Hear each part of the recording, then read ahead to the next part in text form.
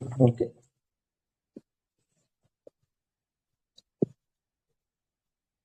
So நடுவுனர் நமக்கு நம்ம already பார்த்துட்டோம். நடுவுனர்ஸ்னா ஆர்டிகல் எதுல இருந்து எது வரையும் பார்ப்போம்? ஆர்டிகல் 52 இருந்து பகுதி 5 52 இருந்து 52 இருந்து ஓகே 151 வரை நம்ம நடுவுனர். வரைக்கும் அந்த நடுவுனர்ஸை ஃபர்ஸ்ட் 3ஆ பிரிக்கிறோம். ஒன்னு நிர்வாகம். அந்த நிர்வாகம் எதுனா ஆர்டிகல் 52 இருந்து ஆர்டிகல் 78 வரையுமா நிர்வாகம். யார் யார் வருவாங்கல்ல? இந்தியாவுல உயர்ந்த பதவி இருந்து குடியரசுத் தலைவர். அதை எப்படி சொல்லலாம்? ஆர்டிகல் 52 இருந்து எது வரை சொல்லலாம்? குடியரசுத் தலைவர் எது வரை வருவார்? ஆர்டிகல் 52 மோஸ்ட்லி எது வரை வருவார் குடியரசுத் தலைவர்? 78 வரைக்கும் சார். இல்ல அதுல குடியரசுத் தலைவர் மட்டும் ஸ்பெசிபிக்கா ஓகேண்ணா. ஓகே. துணை குடியரசுத் தலைவர் 63 ஸ்டார்ட் ஆகி மேபி 69 வரையும் வரலாம். ஓகேண்ணா. 70, 71, 72 3 பேருக்கு வந்துடும்.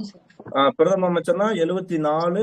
ஓகேண்ணா. 74, 75 இது 3 பேருக்கும். பிரதம அமைச்சருக்கும் அமைச்சரவை குழு 3 சேர்ந்து 74, 75, 78 இது 3 ஆர்டிகல் தான். ஓகேண்ணா. அதுக்கப்புறம் வந்து வேற என்ன பார்க்கலாம் அப்படின்னா அவ்வளவுதான். இவங்க தான் வந்து நிர்வாகம். இதுல இன்னொரு பர்சனை சேர்த்துக்கலாம். ஆர்டிகல் 76 யார சொல்லும்? Article 76 attorney of general. Okay attorney of general 76. அப்ப அவரையும் சேர்த்துக்கலாம். ஓகேங்களா. அடுத்தது அப்போ நம்ம எது வரையும் 78 வரையும் கிட்டத்தட்ட வந்துட்டோமா? 78 வரையும் வந்துட்டோம். சரிங்களா. அது நிர்வாகம். அடுத்தது வந்து அப்ப யாரு நிர்வகிக்கிறா அவங்கள பத்தி பார்க்க போறது. சரிங்களா. நெக்ஸ்ட் சட்டமன்றம். சட்டமன்றம் எடுக்கும்போது ஆர்டிகல் 79 தான் என்ன சொன்னோம்? இந்திய நாடாளுமன்றமானது 3 அங்கங்களை கொண்டது. குடியரசுத் தலைவர், மாநிலங்களவை, அப்புறம் என்ன பார்ப்போம்? மக்களவை அப்படின்னு சொல்லி பார்ப்போம் இல்லையா? மாநிலங்களவை, மக்களவை. அதுதான் 79 ஸ்டார்ட் ஆகி ஆர்டிகல் 122. ஆர்டிகல் 122 வரையும் நாடாளுமன்றத்தில் பார்க்க போறோம். அதுல மாநிலங்களவை, மக்களவை எல்லாம் பார்க்க போறோம். அதுல வந்து இப்ப மாநிலங்களவை எப்படி நாடாளுமன்றம் எப்படி பிடிக்கும்? 123 ஸ்பெசிபிக்கா அது குடியரசுத் தலைவரோட சேரும். குடியரசுத் தலைவரோட ஒரு அதிகாரத்துல அவரோட அவசர சட்டத்தை சொல்லும். ஓகேங்களா. அதான் சட்டம் அது ஸ்பெசிபிக்கா சொல்லிடுவோம். 123 குடியரசுத் தலைவரோட சட்டம் அப்படின்னு போட்டுருவோம். நாடாளுமன்றம் 2ஆ பிரிப்போம். மாநிலங்களவை, மக்களவை, ராஜ்யசபா, லோக்சபான்னு பார்ப்போம். ராஜ்யசபாவோட உறுப்பினர் எவ்வளவு? 238 உறுப்பினர்கள் வந்து மக்களால் தேர்ந்தெடுக்கப்படுறாங்க. மாநில சட்டமன்றங்களால் தேர்ந்தெடுக்கப்படும். 12 பேர் என்ன பண்ணோம்? நியமனம் செய்வோம். அந்த ஆர்டிகல்லாம் இருக்கும் பார்த்துக்கலாம். ஓகேங்களா. இந்த 12 பேரை நியமனம் செய்யறோம் இல்லையா? இந்த நியமனத்துக்கான இந்த தேர்தல் எங்கிருந்து எடுத்துவோம்? இந்த உறுப்பினர்களோட தேர்தல் சொல்லுங்க. Ireland. Very good. Ireland super. Okay next வாங்க.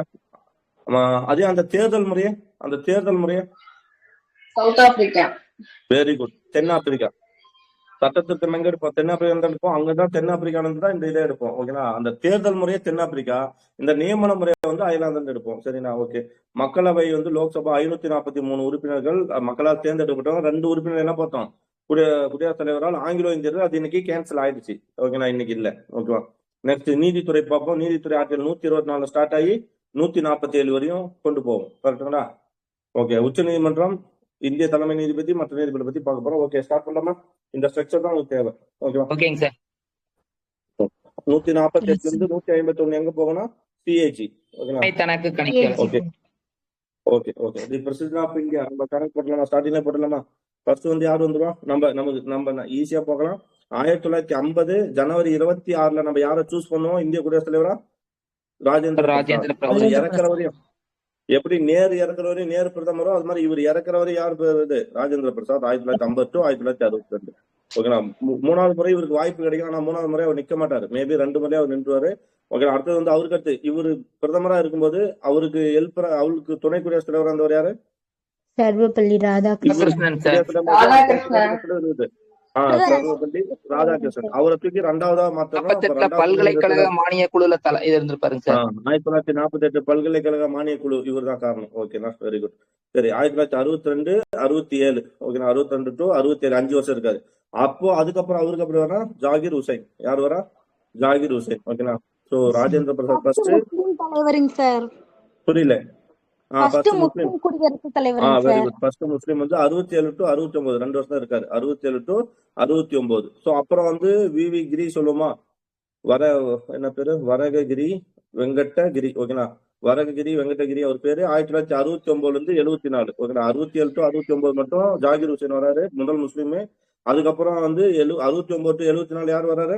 கிரி வராரு. ஓகேண்ணா. கிரி ஜாக்கிங் வந்து கிரியை சுத்தி ஜாக்கிங் போறாங்க அப்படின்னு வச்சுங்க. அடுத்து வந்து யார் வரனா அவரே தானா? வரகிரி வெங்கடகிரி மீண்டும் அவரே கொடுத்துறாங்களா? 2 வருஷம் இருக்காரு அவர் தொடர்ந்து 77 வரையும் இருக்காரு அவரு. வருவாங்க sir. First May to July இருப்பாங்க சார் 1969ல. அடுத்து ஹிதேதுல்லா வருவாரு சார். 74 டு 69 அந்த கேப்ல வந்து ஹிதேதுல்லா வந்துட்டு போயிரு உச்சநீதிமன்றம். ஓகே. விவிகிரி இறந்துருவாரா? ஆட்சியில் இருக்கும்போது இறந்துருவாரு தானே? இல்ல ஆமா விவிகிரி ஆட்சியில் இருக்கும்போது இறந்துருவாருங்க சார். ஜாகிர் ஹுசேன் ஜாகிர் ஹுசேன் வந்து விவிகிரி வந்து இறந்துறாரு. விவிகிரி ஜாகிர் ஹுசேன் இறந்துறாரு. 2 டைம் இருந்திருப்பாரு சார். ஓகே. இங்க வந்து 1969ல வந்து இதயத்துல்லா வந்துறாரு. முதல் உச்சநீதிமன்ற நீதிபதியா இருந்து வாங்குவாரு. சரி, அதுக்கப்புறம் இவர் வந்து 69 டு 74 வரையும் இருக்காரா? 77 வரையும் இவரே வந்துறாரா? இல்லங்க சார். ஜாகிர் இருப்பாங்க சார். இருக்கிறப்பயே அவர் இறந்ததுனால விவிகிரி வந்து அப்ப குடியரசுத் தலைவரா இருப்பாரு சார் ஒரு 2 மாசத்துக்கு. வர்றதுனால ரிசைன் பண்ணிடுவாரு சார். நீதிபதி இதேதுல்லா வருவாரு சார். ஓகே. திருப்பி மறுபடியும் விவிகிரி மறுபடியும் வருவாங்க சார். விவிகிரி எது வரையும் இருப்பாருன்னு கேக்குறேன்.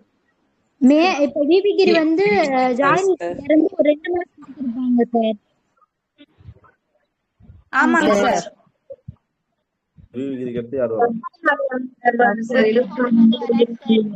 இல்ல யாரு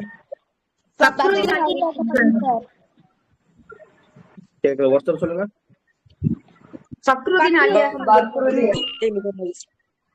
ஓகே. பக்ருதீன்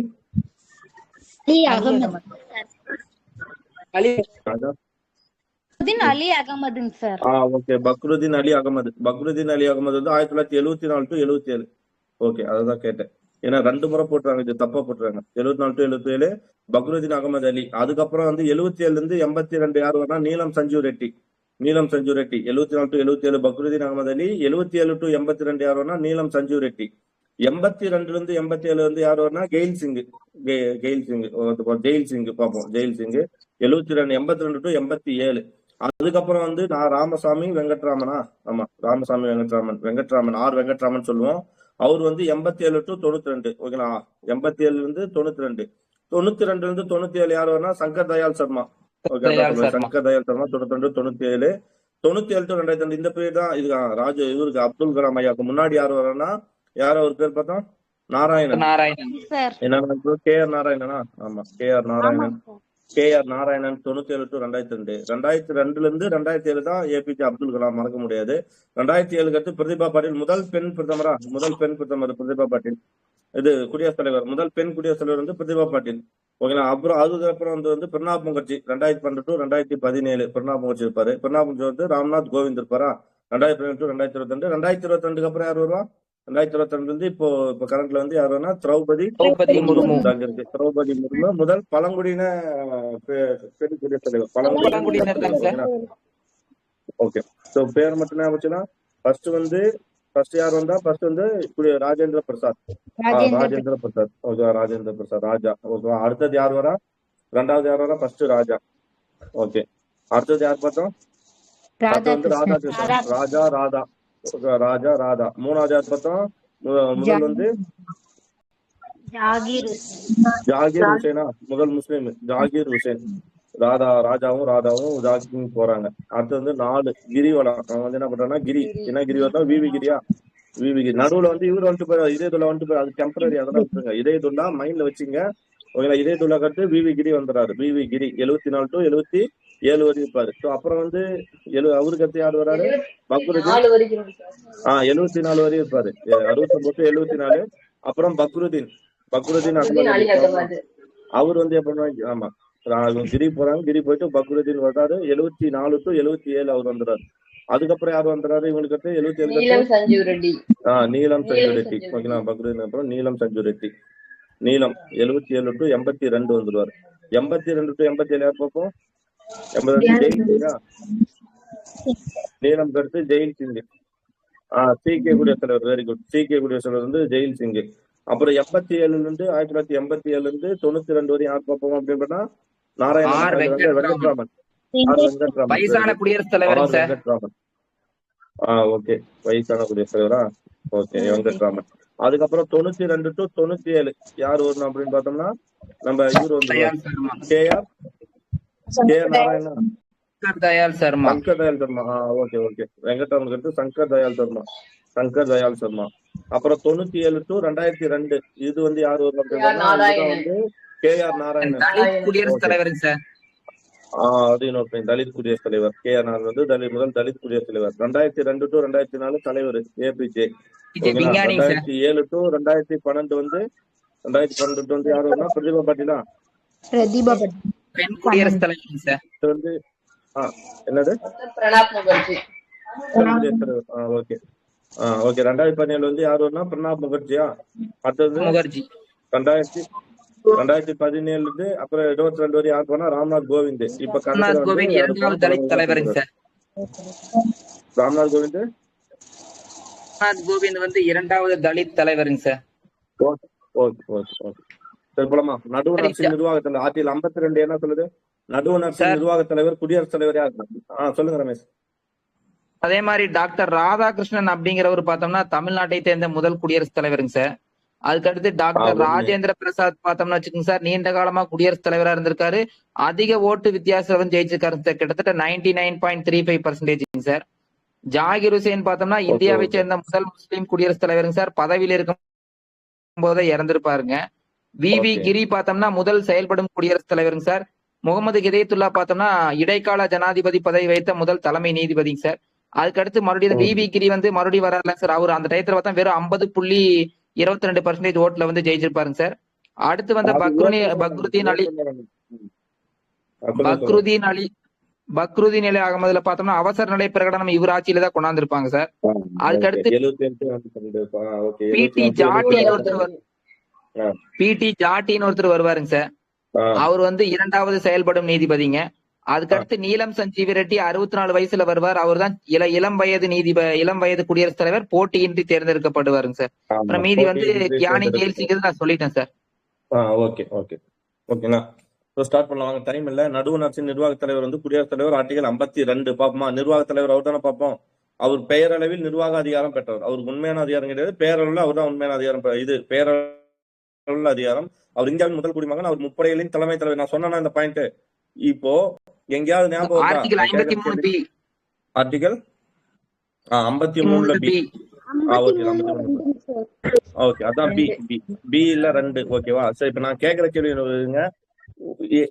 அதாவது நான் தான் இங்க ஆளுநரா இருக்கணும், நான் தான் ராணுவத்தோட தலைமை தளபதியாகவும் நான் தான் இருக்கணும் அப்படின்னு ஒருத்தர் சொல்லிதான் இந்த அதிகாரம் வந்து மாற்றப்படும். அதுக்கு முன்னாடி இருந்த ஆளுநர்கள் எல்லாம் இதா இருப்பாங்க. இந்த ஆளுநர் பதவி இருக்கும்போது ஆங்கிலேயர்கிட்ட ஒரு ரூல போடுறாரு. அதாவது கவுன்சில் குழு, ஆளுநரோட ஆலோசனை குழு நான் சொல்ற முடிவை வந்து அவங்க வந்து அவங்கள மீறி இருக்கணும். என்னோட முடிவு தனிப்பட்ட முடிவா இருக்கணும். இது ஒண்ணு. ரெண்டாவது வந்து தலைமை தளபதியா நான் தான் இருப்பேன்னு சொல்லி ஒருத்தர் பதவிக்கு வர்றாரு. யார் அவரு? காரன்வாலிஸ் 1786. Very good. 1786 தான் காரன்வாலிஸ் வருவார். ஓகேனா. அவர் வரும்போது என்ன சொல்லுவாரு? எனக்கு வந்து இந்த பவரை கொடுத்தாதான் நான் வருவேன்னு சொல்லி வந்த உண்மையான நிர்வாகம் பெற்ற முதல் ஆளுநர் யாருன்னா காரன்வாலிஸ் தான். ஓகேனா. சோ அதுதான் அது முப்படைகளின் ஓகே ஓகே. அரசியலமைப்பு சட்டப்பிரிவு 53 படி குடியரசுத் தலைவர் நேரடியாகவோ அல்லது அவருடைய சார்நிலை அலுவலர்கள் மூலமாகவோ நடுவர் அரசின் நிர்வாகம். அவர் டைரக்டா 53 படி என்ன பண்ணலாம்? டைரக்டா அவர் ஆட்சி செய்யலாம் அல்லது எந்த ஒரு பகுதியும் சார்நிலை ஆளுநரை வச்சு அவர் ஆட்சி செய்யலாம். ஓகே.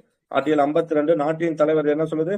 நாட்டின் தலைவர். ஓகேங்களா. நாட்டின் தலைவர் வந்து பிரசிடென்ட். ஓகேவா. அரசின் தலைவர் வந்து யாரு? நாட்டின் தலைவர். அரசின் தலைவர் என்ன பண்ணுவோம்?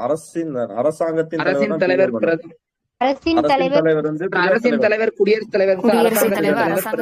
அரசாங்கத்தின் தலைவர் தான் குடியரசு. அரசுன்னு வந்தா குடியரசு தலைவர். குடியரசு ஞாபகம் வச்சுங்க. அரசாங்கம் வந்தாதான் யாரு வரணும்? பிரதிநிதி. ஆர்டிகல் 52 வந்து ஒரு நாட்டுக்கு யார் தேவை? ஆர்டிகல் 52 என்ன சொல்றது? ஒரு நாட்டுக்கு குடியரசுத் தலைவர் வேணும்னு சொல்றது 52. ஆர்டிகல் 53 அவர் வந்து நிர்வாக தலைவரா இருப்பாரு, முதல் குடிமகனா இருப்பாரு, நாட்டின் உயர் ராணுவ அதிகாரம். ஓகேனா. இது வந்து பி, நாட்டின் உயர் ராணுவ அதிகாரம் ஒன்று இருக்கும். ஆர்டிகல் 54 குடியரசுத் தலைவரோட தேர்தலை பத்தி சொல்லும். ஓகேனா. 50 பேர் முன்மொழியணும், 50 பேர் வழிமொழியணும். அதான பார்ப்போம். ஓகே. நெக்ஸ்ட் வந்து டெபாசிட் வந்து இது வந்து இதுக்கு முன்னாடி ஒரு திருத்தம் கொண்டு வந்திருப்பாங்க. ஓகேங்களா. அந்த திருத்தம் என்னன்னா அதுக்கு அப்ப வந்து 10, அதாவது இருக்கிறதுல 10% பேர் வந்து முன்மொழிஞ்சிருக்கோம், 10% வழிமொழிஞ்சிருக்கும் சொல்லுவாங்க. அதே மாதிரி வந்து 6000 ரூபாயோ ரூபாய் என்னமோ இருக்கும், இப்ப 15,000 ரூபாய் மாத்திருப்பாங்க. 2,500 டெபாசிட் பண்ணா போதும் சார். 2,500 இருக்கும். 2,500 ரூபாய் இதுக்கு 2,500 முன்னாடி. டெபாசிட் பண்ணா போதும் சார். இதுக்கு முன்னாடி. இப்போ இப்ப வந்து வந்து 15,000 சார். 15,000 ரூபாய். ஓகே, அதாவது என்னன்னா 1997க்கு அப்புறம் சார். 1977. வெரி குட், வெரி 97க்கு குட். அப்புறம் சார். 97 1997. 97க்கு முன்னாடி வரையும் அந்த கரன்சி. ஓகே, 97க்கு அப்புறம் இந்த இது வருது. ஓகேனா 6ல ஒரு பங்கு என்னன்னா டெபாசிட் என்ன அர்த்தம்னா மொத்த ஓட்டுல 1%, அதான் 6ஆ பிரிஞ்சு 6ல ஒரு பங்கு பெற்றுக்கணும். அதுதான் வந்து டெபாசிட். சரி, வாக்காளர் குழு இது யார் பார்ப்போம்? வாக்காளர் யார் பார்ப்போம்? இது தேர்தலை பத்தி சொல்றது 54. அந்த அந்த தேர்வு குழுமத்தை பத்தி சொல்றது எது வரும்? தேர்ந்தெடுக்கும் முறை. தேர்தல் அதை பத்தி சொல்றது 54. தேர்ந்தெடுக்கும் முறையை சொல்றது வந்து ஆர்டிகல் 55 வரும். கரெக்டா? ஓகே, சரி. இந்த தேர்தல்ல யாரெல்லாம் கலந்துப்பாங்கன்னா இதுதான் இது சொல்லுவாங்க, அந்த கொலிஜியம் சொல்லி சொல்லுவாங்க இல்லையா, எலெக்டட். அதாவது தேர்ந்தெடுக்கப்பட்ட. இதுல வந்து குடியரசுத் தலைவர் யார் வருவாங்கன்னா எல்லாமே தேர்ந்தெடுக்கப்பட்டவங்க தான். நியமன உறுப்பினர் யாருமே வரமாட்டாங்க. ஓகேங்களா? சோ இது இந்த நியமன உறுப்பினர்கள் வரக்கூடாது. தேர்ந்தெடுக்கப்பட்ட உறுப்பினர்கள் எல்லாத்திலுமே எலெக்டட் எம்பி. இப்ப நாடாளுமன்றம் எடுத்துட்டோம்னா நாடாளுமன்றத்தில் இருக்கக்கூடிய மாநிலங்களவையிலையும் மக்களவையிலும் இருக்கக்கூடிய எலெக்டட் மெம்பர்ஸ் தேர்ந்தெடுக்கப்பட்ட உறுப்பினர்கள். அதே மாதிரி வந்து அனைத்து மாநிலங்கள்ல இருக்கக்கூடிய யாரு? அனைத்து மாநில சட்டப்பேரவை. சட்ட மேலவை வராது, சட்டப்பேரவை மட்டும்தான். சட்ட மேலவை வராது. சட்டப்பேரவையிலையும் தேர்ந்தெடுக்கப்பட்ட உறுப்பினர்கள். ஓகேங்களா? அதுக்கப்புறம் என்ன பண்ணுவோம்? டெல்லியிலும் பாண்டிச்சேரியிலும் இருக்கக்கூடிய, ஏன்னா அங்க 2 பேர் தான் இது இருந்தது. இப்ப யாரு எக்ஸ்ட்ரா சேரலாம்? இதுல காஷ்மீர் சேரலாம். காஷ்மீர். ஓகேங்களா? 1991ல இருந்து தான் இந்த டெல்லியும் பாண்டிச்சேரியும் இதுல பங்கேற்கலாம்னு சொல்லி சட்டம் போட்டது வந்து 1991 70 CAA. ஓகே, 70வது சட்டத்தை தான். ஆனா நடைமுறை எப்பனா 95 தான். ஏன்னா அப்பதான் எலெக்ஷன் வரும். ஓகேங்களா? சட்டம் வந்தது 1991, சட்டத்திட்டம் 70வது அமெண்ட்மெண்ட். அது எப்ப நடைமுறைனா 1995. போலாமா? ஓகே, குடியரசுத் தலைவருக்காக தேர்தல் ஆர்டிகல் 55. தேர்தல் சொன்னோம் இல்லையா, தேர்தலை பத்தி சொல்றது 55. அவர் வந்து அதான் பார்த்தோம். ஓகே, 55. ஓகே, சரி. இதுல வந்து குடியரசுத் தலைவர் ஒற்றை மாற்று வாக்கு முறையில தேர்ந்தெடுக்கப்படுறாரா? கரெக்டா? ஒற்றை மாற்று வாக்கு முறையா? ஓகே, 54 தேர்தலை பத்தி சொல்லுது. அந்த தேர்ந்தெடுக்கும் முறையை பத்தி 55. என்ன சொல்றீங்க? மறைமுக தேர்தல். மறைமுக தேர்தல் ஒற்றை மாற்று வாக்கு முறைன்னு பார்ப்போம். வாக்காளர் குழுமத்தால் தேர்ந்தெடுக்கப்பட்டார். வாக்காளர் குழுமம் மாநிலங்களவை மற்றும் மக்களவை அதான் பார்த்துட்டோம். எல்லாமே தேர்ந்தெடுக்கப்பட்ட உறுப்பினர்கள் தான். குடியரசுத் தலைவராக தேர்ந்தெடுக்கப்பட்ட ஒருவருக்கு யாரு பதவி பிரமாணம் பதவி பிரமாணம் பண்ணி வைப்பாங்க? உச்சநீதிமன்ற தலைமை நீதிபதிக்கு இவரு பண்ணி வைக்கணும். ஓகே, குடியரசுத் தலைவரின் பதவிக்காலம் 5 ஆண்டுகள், மீண்டும் தேர்ந்தெடுக்கப்பட்ட உடையவர் அவர். இதுதான் தேர்ந்தெடுக்கும் முறை. அதை பத்தி சொல்றது ஆர்டிகல் 55. ஓகேங்களா? ஒரு எம்எல்ஏவின் வாக்கு மதிப்பு எவ்வளவு அப்படின்னு ஒரு ஓட் வேல்யூ ஃபார் எம்எல்ஏ. அதாவது அதிகமான ஓட் வேல்யூ யாருக்குன்னா உத்தரப்பிரதேசம் தான் இருக்கும். ஏன்னா அவங்களுக்கு தான் வந்து அதிக பேர் இருக்காங்க. ஓகேங்களா? அதான் இதான் formula. Value of the vote of MLA equal to என்ன சொல்லுவாங்க? Total population of state. ஒரு நாட்டுல இருக்கக்கூடிய ஒரு மாநிலத்தில் இருக்கக்கூடிய மக்கள் தொகை டிவைடட் பை என்ன பண்ணணும்? Total number of elected. இப்போ தமிழ்நாடு எத்தனை? கிட்டத்தட்ட 7.2 கோடின்னு சொல்லுமா? 7.2 crore divided by total number of elected எவ்வளோ? எத்தனை எம்எல்ஏக்கள் இருக்காங்க? 234. 234 சார். இன்ட்டு 1/1000. சோ இதுதான் வந்து என்னன்னா தமிழ்நாட்டோட இது என்னமோ 746 என்னமோ இது வரும். சரிங்களா? தமிழ்நாட்டோட எம்எல்ஏவோட வாக்கு மதிப்பு 176 சார். எம்பியோட வாக்கு 708 சார். எம்பிக்கு எவ்வளவு? எம்பிக்கு மட்டும் மாறாதுங்க சார். எல்லா ஸ்டேட் எம்பிக்கும் ஒரே வேல்யூ தான் சார் வரும். 708 சார். 708. ஆமாங்க சார். ஓகே எம்பிக்கு 708. ஓகேங்களா? Vote value for MLA. அதிக எம்எல்ஏ எங்கன்னா உத்தரப்பிரதேசல இருப்பாங்க. குறைஞ்ச எம்எல்ஏ எங்க இருப்பாங்கன்னா சிக்கிம். அதிகமான வேல்யூ வந்து உத்தரப்பிரதேசம் இருக்கும், குறைந்தது சிக்கிம். ஓகே, அவ்வளவுதான், போதும், வந்துருங்க. அடுத்து வந்து எலக்ட்ரல் கோட்டா. அது வந்து total number of valid votes polled. அது இது சொல்லுவாங்க. அந்த ஒற்றை மாற்று முறையை சொல்லிட்டு இருப்பாங்க. அதான் 708 மொத்தம். சரிங்களா? அது இருந்தா போதும் நமக்கு. 2002 84வது சட்ட திருத்தம். 2020 வரை பாப்புலேஷன் நம்ம 2002. அதாவது ஃபர்ஸ்ட் என்னன்னா அந்த மக்கள் தொகை வந்து 1975 வந்தது. 71 1971 எடுத்த மக்கள் தொகையே என்ன பண்ணிருப்பாங்கன்னா யூஸ் பண்ணிட்டு இருப்போம். எப்போ வரையும் 25 வருஷத்துக்கு எதையே யூஸ் பண்ணுன்னு சொல்லியிருப்போம். ஆனா 2002ல மீண்டும் என்ன பண்ணா 1971 மக்கள் தொகையை என்ன பண்ணலாம்? கண்டினியூ பண்ணணும்னு சொல்லி எந்த சட்டத்திட்டம்? 84வது சட்டத்திட்டம் சொல்லுங்க. 2026 வரை என்ன போயிட்டு இருக்குன்னா இதே மக்கள் தொகையை வச்சுதான் எம்எல்ஏ கூட ஓட்டு போயிட்டு இருக்கு. ஓகேங்களா? இன்னொரு கண்டென்ட் நாம் படிப்போம். இப்போ வந்து நீங்க பாத்தீங்கன்னா அந்த தொகுதி மறுவரையீடுக்கான குழு ஆரம்பிச்சு அது ஒரு பக்கம் ப்ராசஸ் போயிட்டு இருக்கு. ஏன்னா 2026 ஆமா, அந்த 25 வருஷம் முடிஞ்சு இல்லையா? அதான் கான்செப்ட். சரிங்களா? சோ இப்போ நம்ம எந்த மக்கள் தொகை அடிப்படையில எம்எல்ஏக்களும் எம்பிகளும் தேர்ந்தெடுத்துட்டு இருக்கோம்? 1971. ஓகேவா? ஓகே, ஞாபகம் வச்சுங்க. ஓகே, அது அந்த சட்டத்திட்டம் எதுனா 2002 84. அதுவே 2002 86னா உங்களுக்கு தெரியும், கல்வி மற்றும் கடமை, கல்வி அடிப்படை உரிமையும் கடமை 6 வயது. ஓகே, போயிடலாம். குடியரசுத் தலைவர் தனது ஆர்டிகல் 56 சொல்லுது. ஓகே, ஆர்டிகல் 56 என்ன சொல்லுது? குடியரசுத் தலைவர் தனது அலுவலகத்தில் நுழைந்த தேதி முதல் எத்தனை வருஷம், குடியரசுத் தலைவரோட பதவி காலத்தை பத்தி சொல்றது ஆர்டிகல் 56. தேர்ந்தெடுத்துமா, 5 நம்ம ஆண்டு. ஈஸியா போடலாம். ஃபர்ஸ்ட் குடியரசுத் தலைவர் வேணும், குடியரசுத் தலைவர் நிர்வாக அதிகாரம் பெற்றவர், குடியரசுத் தலைவரோட தேர்தல் முறை, அது தேர்ந்தெடுக்கும் முறை. இப்ப தேர்ந்தெடுத்துட்டோம் அவரோட பதவி காலம். அப்ப 56 வந்து அவருடைய பதவி காலத்தை சொல்லுது. அவர் 5 வருஷம் பதவி காலம். எனினும் குடியரசு துணைத் தலைவரிடம் என்ன பண்ணலாம், பதவி விலகிறதா இருந்தா துணை குடியரசுத் தலைவர்கிட்ட கடிதத்தை கொடுத்துட்டு அவர் என்ன நேரத்துல வேணாலும் பதவி விலகலாம் அப்படின்னு பார்த்தோம். ஓகேங்களா? இதை தவிர குற்றம் சாட்டப்படுவதன் மூலமும் அவர் என்ன பண்ணலாம், பதவி நீக்கம் செய்யலாம். ஆமா தானே? குற்றம் நீக்கம் பதவி நீக்கம், அது வந்து பின்னாடி பார்ப்போம். வழிகாட்டுதல். பின்னாடி வரும். ஆமா, கண்டன தீர்மானம். ஓகே. அடுத்து வந்து ராஜேந்திர பிரசாத் 2 முறை பதவி இருப்பாரு. 57 மீண்டும் போட்டியிடலாம். என்ன சொல்றாங்க? ஓகே, ராஜேந்திர பிரசாத் வந்து ஆமா 2 முறை தேர்ந்தெடுப்பாரு. ஆர்டிகல் 57 வந்து மீண்டும் போட்டியிடலாம்னு சொல்லுதா? ஆமா, 57 வந்து அவர் எத்தனை முறை மீண்டும்னா எத்தனை முறை வேணாலும் போட்டியிடலாம்னு சொல்லுது. ஆனா அதை என்ன சொல்லணும்னா, மரபு என்னன்னா 2 முறை மட்டும்தான் நம்ம குடியரசுத் தலைவர் இருக்காங்க அப்படின்னு ஒரு மரபு இருக்கு. ஆனா எத்தனை முறை வேணாலும் போட்டிடலாம். ஓகேங்களா? தகுதியான நபர். 58 என்ன சொல்லணும்னா, அவரோட தகுதிகள், குவாலிபிகேஷன். அவர் வந்து இந்திய குடிமகனா இருக்கணுமா, ரைட்டு. 35 வயசு பூர்த்தி இருக்கணுமா, ரைட்டு. நடுவு அரசியலோ அல்லது மாநில அரசியலோ அல்லது உள்ளாட்சி அமைப்பிலோ ஊதியம் பெறும் பதவியில் இருக்கக்கூடாது. எல்லாத்துக்குமே அதே கான்செப்ட் தான். குடியரசுத் தலைவருக்கு, துணை குடியரசுத் தலைவருக்கு பிளஸ் யாருக்கு 35 வயசு, எங்கேயாவது பாப்போமா? குடியரசுத் தலைவர், துணை குடியரசுத் தலைவர், வேற யாருக்கு 35? ஆளுநர். அவ்வளவுதான், 3 பேருக்கும் 35 வயசு. இந்த எல்லாருமே என்னவா இருக்கக்கூடாது, நடுவு அரசியலோ மாநில அரசியலோ பதவியிலோ உள்ளாட்சி அமைப்பிலோ ஊதியம் வாங்குற பதவியில இருக்கக்கூடாது. மக்களவை உறுப்பினர், குடியரசுத் தலைவர் வந்து மக்களவை உறுப்பினருக்கான தகுதி இருக்கணும். அதே வந்து துணை குடியரசுத் தலைவர் வந்து மாநிலங்களவை உறுப்பினருக்கான தகுதி இருக்கணும். அவரின் பெயரை குடியரசுத் தலைவரை தேர்ந்தெடுக்கும் வாக்காளர்களும் 10 வாக்காளர் ஸ்டார்ட். அதான் பார்த்தோம் 50. நம்ம இங்க வந்து 50 பார்த்தோம். இது வந்து அங்க ஃபர்ஸ்ட் 10% சொல்லியிருக்கோம். அதான் இப்படி கொடுத்துருக்காங்க. 10% வாக்காளர்கள் முன்மொழியணும், 10% வாக்காளர்கள் வழிமொழியணும். குடியரசுத் தலைவர் பாராளுமன்ற உறுப்பினராகவோ அல்லது சட்டமன்ற உறுப்பினராகவோ பதவி வைக்க கூடாது. அதான் ஒருவேளை பதவி வைக்க முடியல, அதை என்ன பண்ணணும், பதவி விலகிட்டு அடுத்து வந்து இங்க பதவி இது பண்ணணும். சரிங்களா? ஓகே. புதுடெல்லியில் உள்ள குடியரசுத் தலைவரோட இது என்ன சொல்லுவோம், ஆர்டிகல் 51 குடியரசுத் தலைவரோட வரையறைகள், சலுகைகள் அப்படின்னு பார்ப்போம். ஓகேங்களா? குடியரசுத் தலைவரோட வரையறைகள் அல்லது சலுகைகள் பார்ப்போம். அவர் என்ன பண்ணலாம்னா, குடியரசுத் தலைவர் எங்க தங்கிக்கலாம், அவருக்குன்னு ஒரு தனி ஹவுஸ் புதுடெல்லியில் உள்ள ராஷ்டிரபதி பவன். அது குடியரசுத் தலைவர் என்ன பண்ணலாம்னா, ஃப்ரீயா வந்து அவர் ஆட்சியில பதவியில இருக்கிறவங்க தான் அங்க இருக்க முடியும். பதவிக்கு எடுத்து என்ன பண்ணணும், அது வந்து விலகிடணும். அவருடைய இல்லம் மற்றும் அலுவலகம் 2ம் ஒரே கட்டத்தில் அமைஞ்சிருக்கும். இருந்த போலும் அவருக்கு இருப்பிடத்தின் கூடிய அலுவலகங்கள் மேலும் 2 இடம் என்ன பண்ணுவோம், குளிர்காலத்துல 1, இதுல 1 வச்சிருப்பாங்க. 1 வந்து வருடத்திற்கு ஒரு முறையாச்சும் அங்க போயிட்டு என்ன பண்ணும், அலுவலக பணியில மேற்கொள்ளணும். சிம்லா மாநாடு எப்போ பார்ப்போம், சிம்லா மாநாடு ரிட்ரீட் கட்டிடம். சிம்லா மாநாடு எப்போ, 1945. ஓகேங்களா? ரிட்ரீட் கட்டடம். நம்ம சிம்லா மாநாடு வந்து கூட்டுவோம் 1946 முன்னாடி சிம்லா மாநாடு நடக்கும். ஓகேங்களா? நோட் பண்ணிச்சு. ரிட்ரீட் கட்டடம் அதுல இருக்குது. அதே மாதிரி ஹைதராபாத்ல இருக்கிறது வந்து ராஷ்டிரபதி நிலையம். இது வந்து வடக்கு, சிம்லான்றது வடக்கு குளிர்காலத்துல. ஓகேங்களா? ஹைதராபாத்ன்றது தெற்கு. ஓகேங்களா? வெப்ப காலத்துல இருக்கும். நடுவுல, இந்தியாவோட நடுவுல இருக்குது டெல்லி. ஓகே. இவ்வகையில் ஒன்று வடக்கிலும் மற்றொன்று தெற்கிலும் ஒரு நாட்டின் ஒற்றுமையும் மக்களின் பல்வேறு கலாச்சாரத்தின் பறையும் சாட்டுறது. ஓகே. ஆர்டிகல் 361 என்ன சொல்லுது, ஆர்டிகல் 14 இருந்து இவருக்கு விதிவிலக்கு அப்படின்னு பார்த்தோமா, மாசம் 5 லட்சம் மாதம், அதான் சிறப்புரிமை. 361 பார்த்தோம். 5 லட்சம் ரூபாய் இவருக்கு வந்து மாத வருமானம் கிடைக்கும். 50% சேலரி பென்ஷன், 50% ஆஃப் இவரோட சேலரியில 50% என்னது பென்ஷனா வரும். ஓகேங்களா? ஓகே. ஆர்டிகல் 60 பதவி பிரமாணம் பார்த்தோமா, ஆர்டிகல் 59 பார்த்தோம். ஆர்டிகல் 60 வந்து பதவி பிரமாணம் யார் பண்ணி வைக்கணும், உச்ச நீதிமன்ற தலைமை நீதிபதி பண்ணி வைப்பாரு. ஓகேங்களா? மூத்த நீதிபதி. தற்காலிக பிரசிடென்ட் ஆல்சோ என்ன பண்ணலாம், உச்ச நீதிபதி இல்லைன்னா தலைமை நீதிபதி இல்லைன்னா மூத்த நீதிபதி பண்ணணும். அவரும் இல்லைன்னா தற்காலிக நீதிபதி பண்ணணும்.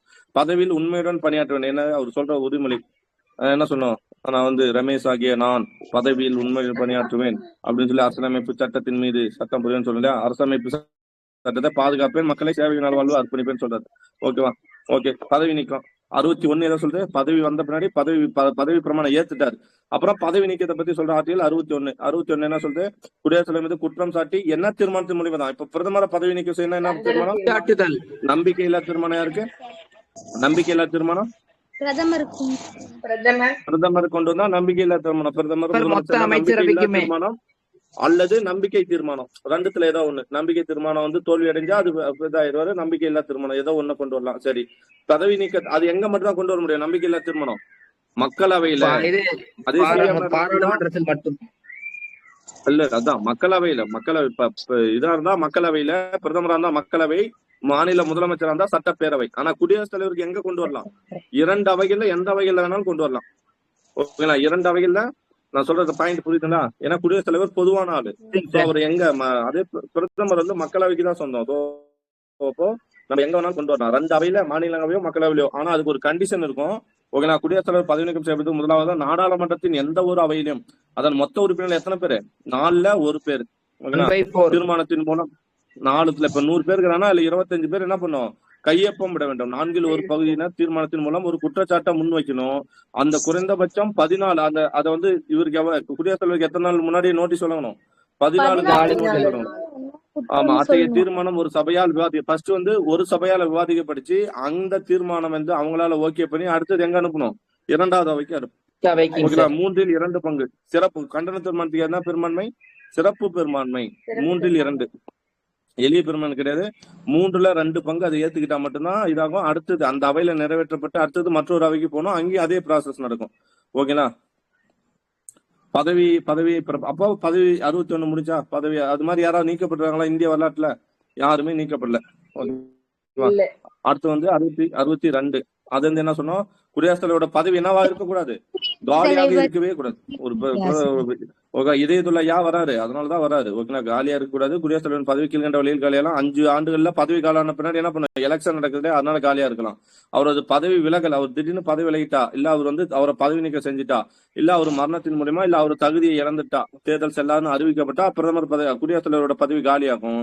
அப்ப எத்தனை மாசத்துக்குள்ள அடுத்த பிரதமரை தேர்ந்தெடுக்கணும்? அடுத்த குடியரசுத் தலைவர் 6 மாசத்துக்குள்ள 6 மாசத்துக்கு குடியரசுத் தலைவருக்கு தேர்ந்தெடுக்கணும்.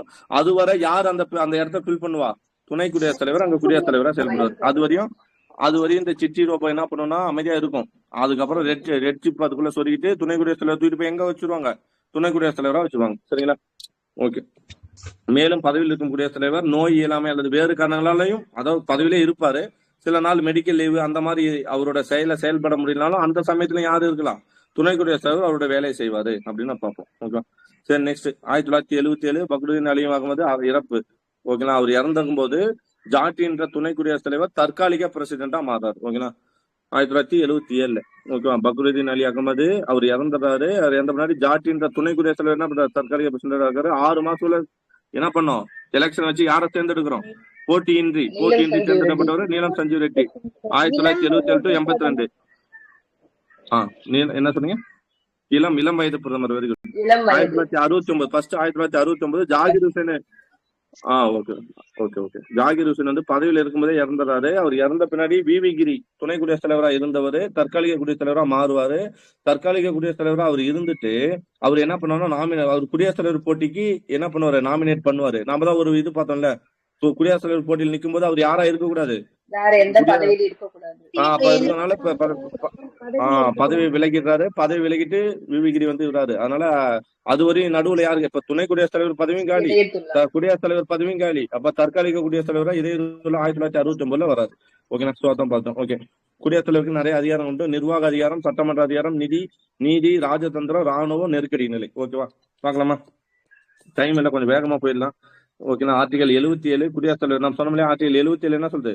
குடியரசுத் தலைவர் பெயரால் நிர்வாகத்தை நடத்துவது, அரசு பொறுப்புகளை நடைமுறைப்படுத்துவதற்கான விதிகளை உருவாக்குவது அமைச்சர்கள். அதாவது எந்த ஒரு நிர்வாக திட்டம் எடுத்தாலும் அது யாரோட பெயர்ல தான் செயல்படும்? குடியரசுத் தலைவரோட பெயர்ல தான் செயல்படும்ன்றதான் 77.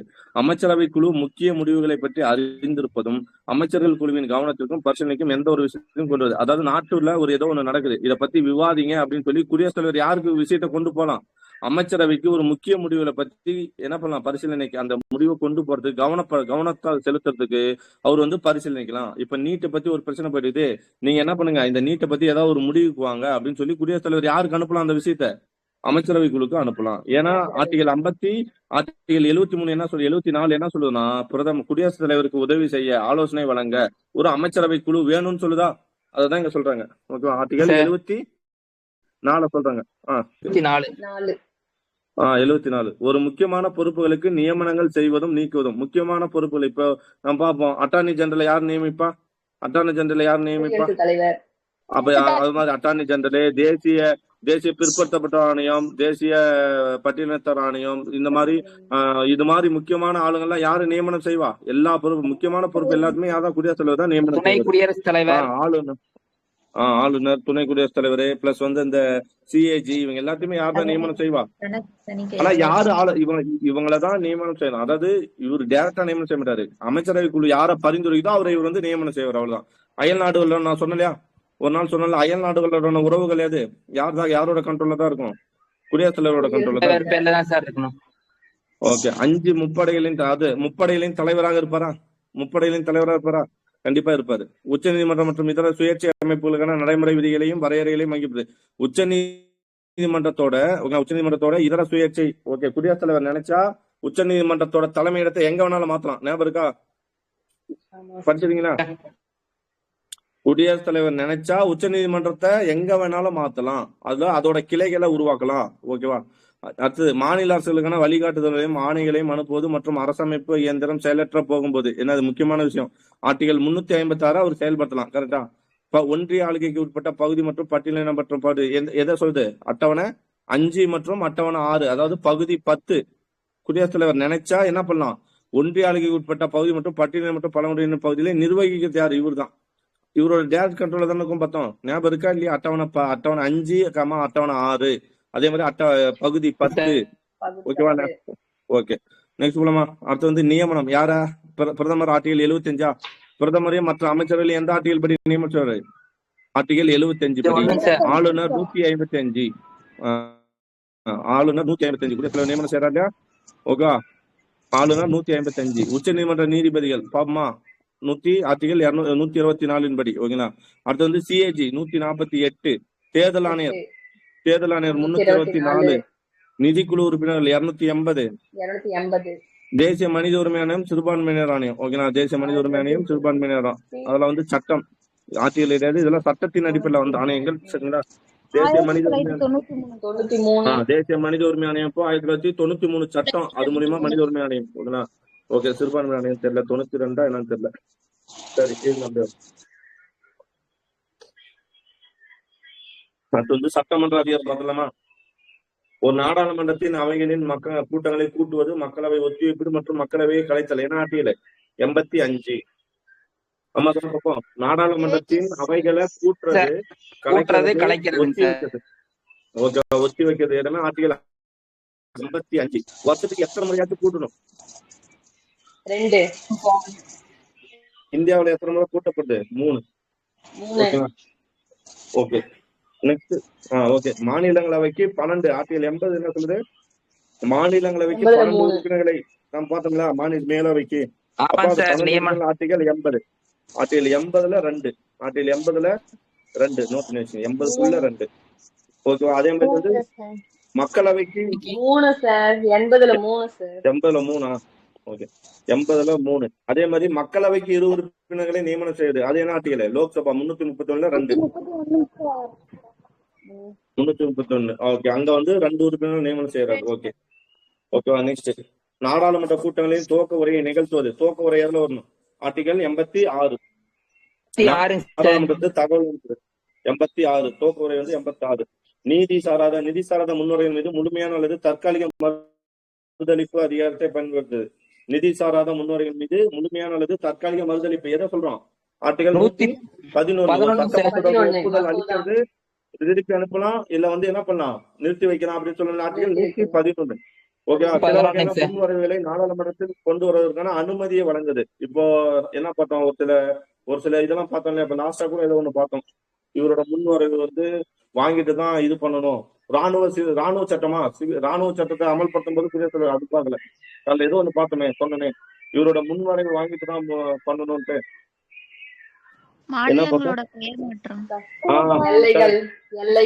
கரெக்ட். மாநிலங்களோட பேரை மாத்தது, புது மாநிலத்தை உருவாக்குறது, இதெல்லாம் வந்து குடியரசுத் தலைவரோட முன் அனுமதி வாங்கிட்டு என்ன பண்ண முடியும்? நடைமுறைப்படுத்தப்படும் அப்படின்னு பார்த்தோம். சரிங்களா? ஞாபகம் வச்சுங்க. ஓகே. அதே மாதிரி வந்து நிதி பட்ஜெட் அறிமுகத்துக்கு முன்னாடி யார்கிட்ட பர்மிஷன் வாங்கணும்? குடியரசுத் தலைவர்கிட்ட பர்மிஷன் வாங்கிக்கணும். சரிங்களா? ஓகே. பட்ஜெட் என்ன 112 பின்னாடி வரும் பார்த்துக்கலாம். சரி. நாடாளுமன்ற நடப்பில் இல்லாதது அவசர சட்டம். ஆர்டிகல் 123. அதுவும் சட்டமன்றம் வெவ்வேறு குழுக்களுடைய அறிக்கைகளையும் பரிந்துரைகளையும் நாடாளுமன்றத்தில் சமர்ப்பிக்கலாம். நீங்க பாத்தீங்கன்னா சிஏஜி 151. ஆர்டிகல் 151 என்ன சொல்லும்? 150 வந்து சிஏஜி குடியரசுத் தலைவருக்கு அறிக்கை அமைப்பு கொடுப்பாரு. யாரு? சிஐடி வந்து யார் கொடுப்பாரு அந்த படிவத்துல குடியரசுத் தலைவர்கிட்ட கொடுப்பாரு. குடியரசுத் தலைவர் என்ன பண்ணுவாங்கன்னா ஆர்டிகல் 151 பயன்படுத்தி பார்லிமெண்ட் பார்லிமெண்ட்ல அந்த அறிக்கை மட்டும் கிடையாது, ஒவ்வொரு குடியரசுத் தலைவர் எந்தெந்த ஆணையத்தை அமைக்கிறாரோ, இப்போ பிற்படுத்தப்பட்ட ஆணையம், மகளிர் ஆணையம், அதுக்கப்புறம் வந்து ஒவ்வொரு ஆணையமும், அப்புறம் நிதி பட்ஜெட், நிதி ஆணையம் பாருங்க, இவங்க எல்லாமே யாருக்கிட்ட தான் அறிக்கை கொடுப்பாங்க? குடியரசுத் தலைவர் கிட்ட. பார்லிமெண்ட்ல இம்ப்ளிமெண்ட் பண்ண மாட்டாங்க யாருமே. எல்லாரும் யாருக்கிட்ட தான் அறிக்கையை கொடுப்பாங்க? குடியரசுத் தலைவர் தான் அறிக்கையை கொடுப்பாங்க. குடியரசுத் தலைவர் தான் போய் எங்க சப்மிட் பண்ணுவாரு? இரு அவைகள்லயும். நாடாளுமன்றத்துல சப்மிட் பண்ற அதிகாரிகள் குடியரசுத் தலைவர் தான். சரிங்களா?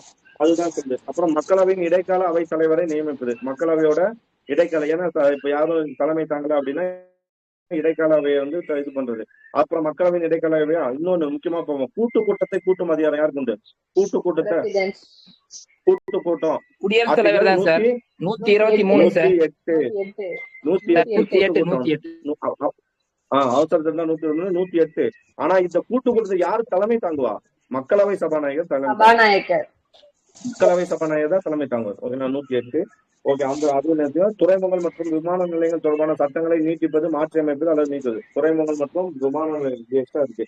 துறைமுகம் தொடர்பான சட்டம் மாற்றது. சில குறிப்பிட்ட மாநில சட்டங்கள் மீது முழுமையான மறுதளிப்பு அதிகாரம். நம்ம சொன்னோம் இல்லையா, இப்ப நீட்டு நம்ம போறோம் இல்லையா, ஆர்டிகல் 201. ஆர்டிகல் 201 தானே சொல்லுது, துணை குடியரசுத் தலைவர் வந்து ஆளுநர் வந்து யாருக்கு அனுப்பலாம்? சட்ட மசோதாவை குடியரசுத் தலைவர் தான். குடியரசுத் தலைவர் அதை கட்டாயம் அங்கீகரிக்கணும் அவசியங்கிறாரு. ஆனா அவரு திருப்பி எடுக்கலாம், நிறுத்தி வைக்கலாம் அல்லது நீக்கலாம். ஆனா இப்போ உச்ச நீதிமன்றம் ஒரு தீர்ப்பு வழங்கி இருக்கு. சொல்லுங்க பாக்கலாம். ஆளுநர் என்ன பண்ணோம்? 3 மாசம். அது குடியரசுத் தலைவர். ஆளுநர் 1 மாசத்துக்குள்ள என்ன பண்ணும்? அதுக்கான பதில் ஒண்ணு நிறுத்தணும், இல்ல அனுப்பி வைக்கணும், இல்ல ஏதோ ஒண்ணு பண்ணும். அதுக்கப்புறம் குடியரசுத் தலைவர் மசோதா குடியரசுத் தலைவர் எத்தனை மாசத்துக்குள்ள ஒப்புதல் அளிக்கணும்? ஒப்புதலோ என்னமோ பண்ணணும் 3 மாசத்துக்குள்ள. 3 மாசம் கேட்டீங்களா? கரண்ட் அஃபேர்ஸ் என்ன வரும்னு கேட்டீங்களா? அப்ப இதுதான் கரண்ட் அஃபேர்ஸ். சரிங்களா? நெக்ஸ்ட் போலாமா? ஆர்டிகல் 112 சொன்னா வீட்டோ பவர். குடியரசுத் தலைவரோட வீட்டோ பவர். என்ன வீட்டோ இருக்கு? ஒண்ணு முழுமையான தடுப்பு, டைப்ஸ் ஆஃப் வீட்டோ. முழுமையான தடுப்பா? ஒரு தனிநபர் மசோதாவா அவர் என்ன பண்ண முடியும்? தடுக்க முடியும். இதை வந்து என்ன பண்ணலாம்? இது வேண்டாம், இந்த மசோதா எனக்கு பிடிக்கலன்னு சொல்லி நிறுத்திடலாம். பழைய அமைச்சரவை கலைக்கப்பட்டு புதிய அமைச்சரவை உருவாக்கும் போது, அப்ப பழைய அமைச்சரவை யாரு? இப்ப வந்து இதுக்கு முன்னாடி காங்கிரஸ் கட்சி இருந்துச்சு, அவங்க ஒரு தீர்மானத்தை கொண்டு வந்தாங்க, மசோதா கொண்டு வந்தாங்க. இப்ப அந்த காங்கிரஸ் போயிட்டு இப்ப யார் வந்துட்டா? இப்ப வந்து பிஜேபி வந்துச்சு. அப்போ அந்த சமயத்துல குடியரசுத் தலைவர் என்ன பண்ணலாம்னா அந்த மசோதா வந்து காங்கிரஸ் கொண்டு வந்த மசோதாவை விற்கிடலாம். ஓகேனா? தடை செஞ்சிடலாம். அப்போ அதுதான் முழுமையான தடுப்பு. ஓகேனா? 2வது பாக்கலாம். எக்ஸாம்பிள் வந்து ராஜேந்திர பிரசாத் வந்து என்ன பண்ணுறாரு? பட்டியாலா கிழக்கு பஞ்சாப் யூனியன் ஸ்டேட். ஓகேனா? பாட்டியாலா கிழக்கு பஞ்சாப் யூனியன் அப்படின்னு சொல்லி ஏதோ ஒண்ணு கொண்டு வராரு. அதை வந்து அதாவது பெப்சுன்னு சொல்றாங்க. ஓகேனா? பெப்சு பாட்டியாலா கிழக்கு பஞ்சாப் யூனியன். அந்த மசோதா வந்து என்ன பண்றாருன்னா ரிஜெக்ட் பண்றாரு 1954. அதே மாதிரி வெங்கட்ராமன் இருக்கும்போது வந்து எம்பியோட சம்பளம் மற்றும் அப்போ வந்து என்ன பண்ணணும், எம்பிக்கு அதிக சம்பளம் கொடுக்கணும்னு சொல்லி ஒரு சட்டத்தை கொண்டு வருவாங்க. அதை வந்து யாரு நீக்கிறா? முழுமையான வெங்கட்ராமன் நீக்கிறார். ஓகேங்களா? நோட் பண்ணி வச்சுங்க. ஆர்டிகல் தனிநபர் மசோதா கொண்டு வந்தாலோ, இல்ல பழைய அமைச்சரவைகள் கலைக்கப்பட்டு புதிய அமைச்சரவை வரும்போது அந்த மசோதா இருந்தாலும் அதை நீக்கிடலாம். அதுக்கு எக்ஸாம்பிள் தான் ராஜேந்திர பிரசாத் பட்டியல் பெப்சுன்னு சொல்லுவாங்க 54, வெங்கட்ராமன் 91. சரிங்களா? போல மாத்தது தனிநபர் மசோதா ஓகேங்களா? 2வது வந்து குவாலிஃபைடு வீட்டோ, அதாவது தகுதி வாய்ந்த நிறுத்தி வைப்பு. மறுபரிசீலனை அனுப்பப்பட்ட மசோதா சிறப்பு பெரும்பான்மையுடன் மீண்டும் நிறைவேற்றப்பட்ட குடியரசுத் தலைவருக்கு அனுப்புதல். அதுதான் என்னது? Qualified veto. இப்போ குடியரசுத் தலைவர் என்ன பண்றாருன்னா, அவருக்கு ஒரு மசோதா வருது. அந்த மசோதாவை என்ன பண்றாருன்னா, இது எனக்கு திருப்தியா இல்ல, இதை நீங்க திருப்தி அமைங்கன்னு சொல்லி ரிட்டர்ன் அனுப்புறாரு. ஆனா எத்தனை முறை தான் ரிட்டர்ன் அனுப்ப முடியும்? ஒரு முறை மட்டும் தான் ரிட்டர்ன் அனுப்ப முடியும். ஒரு முறை மட்டும் சார். அந்த ஒரு முறையும் பாராளுமன்றம் அதை திருத்தியோ அல்லது என்ன பண்ணலாம், திருத்தாமலையோ திரும்ப அனுப்பணும். குடியரசுத் தலைவர் ஓகே பண்ணிதான் ஆகணும். அதுக்கு பேர் தான் தகுதி வாய்ந்த நிறுத்தி அமைப்பு. ஓகேனா? மறுசீலமைப்பு அனுப்பப்பட்ட மசோதா சிறப்பு மீண்டும் நிறைவேற்றப்பட்டு குடியரசுத் தலைவர் அனுப்புதல். இந்தியாவில இது இல்லையா? ஓகேனா? அதாவது தகுதி வாய்ந்த நிறுத்தி வைப்புன்னு ஒண்ணு கிடையாது. அதாவது பர்டிகுலர் இந்த மசோதாக்கு இதை யூஸ் பண்ணலாம், இந்த மசோதாக்கு யூஸ் பண்ணக்கூடாதுன்னு தகுதி வாய்ந்த மசோதா இல்லை. இது எங்கதான் இருக்கு? இந்த வீட்டோ போற எங்க மட்டும் தான் இருக்கு? குவாலிஃபைட் வீட்டோ அமெரிக்கா மட்டும் தான். ஓகே, நெக்ஸ்ட் வந்து அது வந்து சஸ்பென்ஷன் வீட்டோ, தற்காலிக நிறுத்தி வைப்பு. ஓகே, நோட் பண்ணீங்க. தற்காலிக நிறுத்தி வைப்பு இதுதான் வந்து அந்த மறுபரிசீலனை. இது தப்பு, இது இல்ல, இது கிடையாது. ஓகேங்களா? இதுதான் கரெக்ட். மறுபரிசீலனை மசோதா இதுதான். ஓகேங்களா? ஒரு மசோதாவை என்ன பண்ணலாம்னா அவர் ரிட்டர்ன் அனுப்பலாம். சாதாரண பெரும்பான்மை இது வந்து இதுக்கு வித்தியாசம் பாருங்க. குவாலிஃபைடுக்கு வந்து சிறப்பு பெரும்பான்மை அது எங்க இல்ல? இந்தியாவில இல்ல. சிறப்பு பெரும்பான்மை இந்தியாவில் கிடையாது. இது வந்து என்ன? சாதாரண. அப்ப இந்தியாவில இருக்கிறது என்னது? வெறும் சாதாரண பெரும்பான்மையிலேயே அது மீண்டும் அனுப்பப்படலாம். அவ்வளவுதான். நான் சொல்ல புரிஞ்சுங்களா? அந்த வித்தியாசம் புரியுதா? தகுதி வாய்ந்தனா சிறப்பு பெரும்பான்மை மேல ரிட்டர்ன் அனுப்பப்படும். தகுதி வாய்ந்த இதுனா வெறும் சாதாரண இது தற்காலிக தேர்வுனா சாதாரண பெரும்பான்மையுடன் மீண்டும் அனுப்பப்படும்.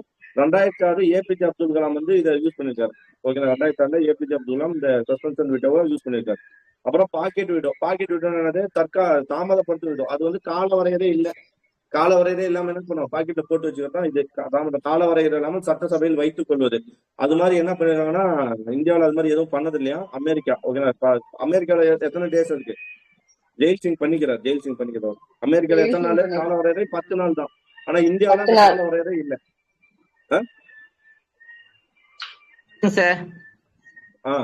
இந்தியாவில வந்து அந்த கால வரையறை இல்லை. ஓகேங்களா? 1986 ஜெயில் சிங் வந்து என்ன யூஸ் பண்ணா பாக்கெட் வீட்டோ யூஸ் பண்ணிக்கிறார். அப்ப வந்து யார் ராஜீவ் காந்தி பிஎம் வந்து ராஜீவ் காந்தி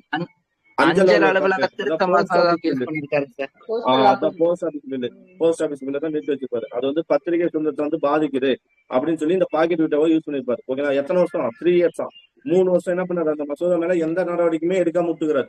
அதான் பாக்கெட் வீட்டோ. ஓகேங்களா? அதுக்கப்புறம் 1989 யார் வரா? வெங்கட்ராமன் வராரு. அவரும் வந்து இந்த வீட்டோவை பயன்படுத்துறாரு. விபி சிங் காலத்துல. அந்த விபி சிங் என்ன கொடுப்பாரு?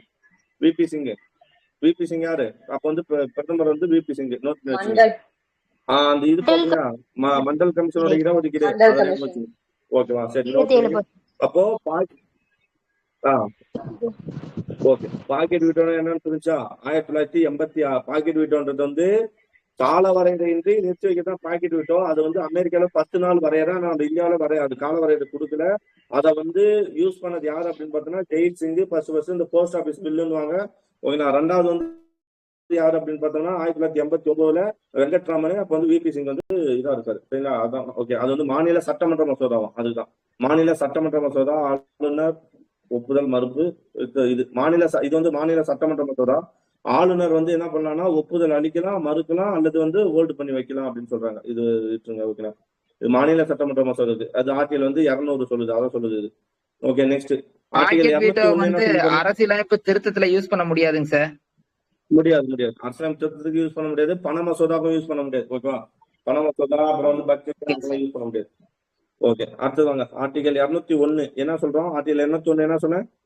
நான் சொன்னேன் ஆளுநர் வந்து ஒரு முக்கியமான மசோதா என்ன பண்ணலாம், குடியரசுத் தலைவருக்கு அனுப்பி வைக்கலாம். மேல சொல்றது வந்து மாநில சட்டமன்ற மசோதா ஆளுநர் ஒப்புதல் அளிக்கலாம், மறுக்கலாம், அல்லது ஹோல்டு பண்ணி வைக்கலாம் சொல்றது ஆர்டிகல் 200. ஓகேங்களா? 201 வந்து ஒரு மசோதாவை குடியரசுத் தலைவருக்கு அனுப்புறது என்னது? ஆர்டிகல் 201. ஓகேங்களா? இந்த 201 குடியரசுத் தலைவருக்கு அனுப்பி வைக்கலாம். ஓகேங்களா? அது வந்து அசஸ்ட் ஒப்புதல் அளிக்கலாம், இல்ல ஹோல்டு பண்ணலாம், இல்ல என்ன பண்ணிடலாம், return the bill to government. அதை நிறுத்தலாம், ஒப்புதல் அளிக்கலாம், அல்லது திருப்பி அனுப்பிடலாம் அப்படின்றதான் இது. சரிங்களா?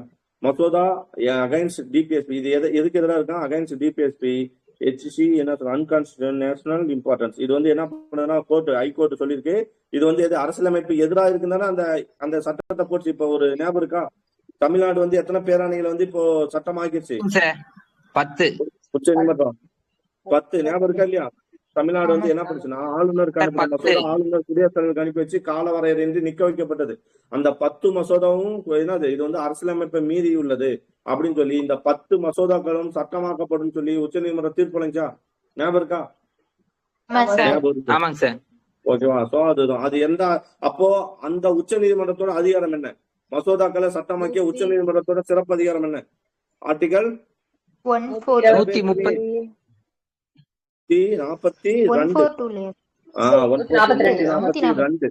ஓகேவா? இந்த 142 வச்சுதான் பேரறிவாளன் சொல்லிட்டு ஒருத்தர் வந்து என்ன பண்ணிருக்கோம், ரிலீஸும் பண்ணிருக்கோம். அந்த ராஜீவ் காந்தி படுகொலையில வந்து. ஆமா, இது வந்து இவரு. அப்ப நம்ம அமைச்சரவை என்ன பண்ணுதுன்னா மசோதா வந்து ஆளுநருக்கு ஒரு மசோதா அனுப்புது. அதாவது சட்டமன்றத்தால தீர்மானிக்கப்பட்டு நிறைவேற்றப்பட்ட ஒரு மசோதா. அவரை வந்து மன்னிக்கலாம் அப்படின்ற அதிகாரம். அப்போ ஆளுநர் மன்னிப்பு அதிகாரம் எதை சொல்லுது? ஆர்டிகல் 161. ஆளுநர் யார மன்னிச்சிருக்கணும்? ஆளுநர் யார மன்னிச்சிருக்கணும்? பேரறிவாளனை மன்னிச்சிருந்து வெளியே விட்டுருக்கணும். ஆனா ஆளுநர் அதை என்ன பண்ணல, அத அப்படியே விட்டுட்டாரு. சோ அதனால நம்ம தமிழ்நாடு என்ன பண்ணா மீண்டும் கேஸ் போட்டு ஆர்டிகல் 142 யூஸ் பண்ணி ஆளுநர் 161 யூஸ் பண்ணாதனால நாங்க 142 யூஸ் பண்ணி என்ன பண்றோம், பேரறிவாளனை வந்து ரிலீஸ் பண்றோம்னு சொல்லி ரிலீஸ் பண்ணுவாங்க. ஞாபகம் இருக்கா? இதெல்லாம் கரண்ட் அஃபேர்ஸா படிச்சிருப்பீங்க. ஓகே, அப்போ எதோட சொன்னதுமே அந்த 142 அடிப்படையில தான் சார் கண்டிப்பா எழுதணும்னு சொல்லியிருக்காங்கல்ல சார். எது மேடம்? டெட் எக்ஸாமோட தகுதி தேர்வு வந்து ஆசிரியர்கள் வந்து நீட் தேர்வுல போஸ்டிங் போனவங்கள தகுதி தேர்வு கண்டிப்பா எழுதணும்ட்டு இந்த 142 ஆர்டிகல் தான் சார். அதாவது நம்ம மாநில சட்டமன்றம் என்ன சொல்லிருக்கோம்னா, ஆல்ரெடி டீச்சரா இருக்கவங்களுக்கு எது தேவையில்லை, தகுதி தேர்வு தேவையில்லைன்னு சொல்லியிருக்கோம். ஆனா இப்போ கோர்ட் என்ன சொல்லிச்சுன்னா 142 பயன்படுத்தி இதை நீங்க மாநிலம் சட்டமன்றம் போட்டது செல்லாது, 142 யூஸ் பண்ணி என்ன பண்ணா கட்டாயம் இப்ப இன்னைக்கு எல்லாருமே என்னதான் பண்ணி ஆகணும். 10 வருஷம் முன்னாடி போன டீச்சரா இருந்தாலும் என்னதான் பண்ணி ஆகணும், பெற்று எழுதி பாஸ் ஆயிருக்கணும். பாஸ் ஆகணும். ஆமா, பாஸ் பண்ணுங்க. சரிங்களா? வாங்க டைரக்ஷன் பில். ஓகேங்களா? அது வந்து டைரக்ஷன். ஓகே சொல்லுங்க சார். மைக் ஆன் பண்ண சொல்லி மெசேஜ் பண்ணிருக்காங்க சார். புரியல. மைக் ஆன் பண்ண சொல்லி மெசேஜ் பண்ணிருக்காங்க சார். ஆசியா பிவி பண்ணிருக்காங்க. யாரு பண்ணிட்டு இருக்கிறவங்கலாம் பண்ணிட்டேன். ஆனா அதே 4 பேர் தான் பதில் சொல்றீங்க. ஃபாஸ்டா ரிப்ளை பண்றாங்க. வேணா பாஸ் பண்ணி வச்சிடலாம், பொறுமையாவே பண்ணுங்க. ஓகேவா? போலாமா? டைரக்ஷன் பில் மசோதா ரிட்டர்ன் டு ஸ்டேட். அது என்ன சொல்லுது? பில் மசோதா வந்து ரிட்டர்ன் டு ஸ்டேட், மீண்டும் state bill governor president pass பண்ண கட்டாயம் இல்லை, ரிட்டர்ன் சென்ட் ஏதோ சொல்றாங்க. டைரக்ஷன் வந்து பில் மசோதா என்ன சொல்றாங்க? பில் மசோதா. ஓகே, பில் டைரக்ஷன் பில் வந்து மசோதா ரிட்டர்ன் டு ஸ்டேட் அனுப்பிடலாம். மீண்டும் ஸ்டேட் பில் வந்து கவர்னர் பிரசிடென்ட் பாஸ் பண்ண. அதான் பிரசிடென்ட் வந்து கட்டாயம். நம்ம என்ன பண்ணுவோம், ஒரு சட்ட மசோதா வந்து திருப்பி அனுப்பிடலாம். குடியரசுத் தலைவர் திருப்பி அனுப்பிட்டா நாம என்ன பண்றோம், மீண்டும் அதை நிறைவேற்ற பண்ணி கவர்னருக்கு அனுப்புறோம். கவர்னர் மீண்டும் பிரசிடென்ட் அனுப்புறோம். அதை கட்டாயம் குடியரசுத் தலைவர் ஒப்புதல் அளிக்கணும்னு ஒரு ரூல்ஸ் இருக்கா? கிடையாது. நான் சொல்றது புரியுதுங்களா? ஆனா கவர்னர் என்ன பண்ணோம், கவர்னர் ஒரு சட்ட மசோதாவை நம்ம அனுப்புறோம், கவர்னர் அதை வந்து 200 யூஸ் பண்ணி ரிஜெக்ட் பண்ணிட்டாருன்னா மீண்டும் நம்ம அதை என்ன திருப்பி அனுப்பிட்டோம்னா அதை மீண்டும் நம்ம என்ன பண்றோம், பாராளுமன்ற சட்டமன்றம் நம்ம மாநில சட்டமன்றம் நிறைவேற்றப்பட்டு அதை மீண்டும் ஆளுநருக்கு அனுப்பணும்னா ஆளுநர் அது கட்டாயம் என்னதான் பண்ணி ஆகணும், ஒப்புதல் அளிச்சேதான் ஆகணும். ஆகணும். ஆமா, அந்த மசோதா நம்ம ஆளுநர் என்ன பண்றாருன்னா, ஆளுநர் ரவி என்பவர் என்ன பண்றாருன்னா, ஆல்ரெடி இப்போ வந்து ஒரு புதுசா ஒரு மசோதா நான் கொண்டு வரேன். அந்த புதிய மசோதாவை அவர் என்ன பண்ண முடியும், ஆர்டிகல் 200 யூஸ் பண்ணி என்ன பண்ண முடியும் சொல்லுங்க? ஒண்ணு ஒப்புதல் அளிக்கலாம், இல்லைன்னா நிறுத்தி வைக்கலாம், இல்லைன்னா திருப்பி அனுப்பலாம். ஓகேவா? இப்போ நம்ம ஆளுநர் என்ன பண்றாரு, ரொம்ப அதுக்கு வந்து டைமே இல்லாம என்ன பண்றாருன்னா நிறுத்தி வச்சிருந்தாரு. அதுக்கப்புறம் என்ன பண்ணா திருப்பி அனுப்பிட்ட பின்னாடி ஒரு திருப்பி அனுப்பப்பட்ட மசோதா, அதான் ஆர்டிகல் 200 படி திருப்பி அனுப்பப்பட்ட மசோதா, ஓகேங்களா, மீண்டும் சட்டப்பேரவையால நிறைவேற்றப்பட்டு மீண்டும் ஆளுநருக்கு அனுப்புனா ஆளுநர் என்ன பண்ணணும், அந்த மசோதாவை ஒப்புதல் அளிச்சேதான் ஆகணும். அதான் ரூல். ஆனா ஆளுநர் என்ன பண்ணாருன்னா இப்ப எதை யூஸ் பண்றாரு, ஆர்டிகல் 201 யூஸ் பண்ணி அந்த சட்ட மசோதாவை தூக்கிட்டு போய் எங்க வச்சுட்டாரு, குடியரசுத் தலைவருக்கு அனுப்பிட்டாரு. குடியரசுத் தலைவர் என்ன பண்றாரு, கால வரையறையின்றி அதை இதுல போட்டாரு. ஓகே, பாக்கெட் விட்ட மாதிரி போட்டுட்டாரு. இதனாலதான் நம்ம தமிழ்நாடு சுப்ரீம் கோர்ட் போயிட்டு 10 இது போய் இந்த மாதிரி 10 மசோதாவுக்கு ஒப்புதல் அளிச்சது. சரிங்களா? இது அரசியலமைப்பு சட்டத்தை மீறி இருக்குன்னு சொல்லியிருப்பாங்க. ஆனா இப்போ ஆர்டிகல் 201 போய் இப்போ ஒரு ஸ்டேட் குடியரசுத் தலைவர், இப்ப ஆளுநருக்கு ஒரு மசோதா போயிடுச்சு, ஆளுநர் என்ன பண்றாருன்னா அந்த மசோதாவை 201 யூஸ் பண்ணி குடியரசுத் தலைவருக்கு அனுப்பிட்டாரு.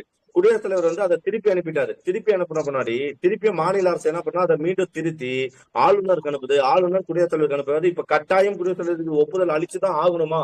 கிடையாது. குடியரசுத் தலைவர் என்ன பண்ணலாம், அதை கேன்சல் பண்றதுக்கு அதிகாரம் உண்டு. ஓகேவா? சரி, நெக்ஸ்ட் போலாமா? Veto power. ஆர்டினரி பில்லும் வீட்டோ பவர் எங்க யூஸ் பண்ண முடியும், ஆர்டினரி பில்லு சாதாரண மசோதாவுக்கும், ஓகேங்களா, சாதாரண மசோதா தான் யூஸ் பண்ண முடியும். எங்க யூஸ் பண்ண முடியாது, மணி பில்லுக்கு யூஸ் பண்ண முடியாது, பண மசோதாவுக்கு யூஸ் பண்ண முடியாது. ஓகேங்களா? பண மசோதா என்ன பண்ணணும், ஒப்புதல் அளிச்சேதான் அவர் ஆகணும், வேற வழி இல்லை. ஓகேங்களா? ஓல்டோ ரிட்டர்னோ பண மசோதாவை எதுவுமே பண்ண முடியாது. ஓகே, ஒப்புதல் அளிச்சுதான் ஆகணும். சட்ட திருத்த மசோதாவுக்கு என்ன பண்ணணும், அவரு சட்ட மசோதாவுக்கு கம்பல்சரி பண்ணியாகணும்.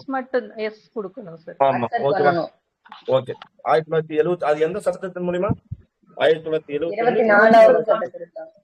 ஓகே, ஆமா, சட்ட திருத்த மசோதாவுக்கு வந்து அவர் ஒப்புதல் அளிச்சே ஆகணும்னு சொல்ற சட்டத்தை 1971 24வது சட்டத்திட்டம். ஓகேவா?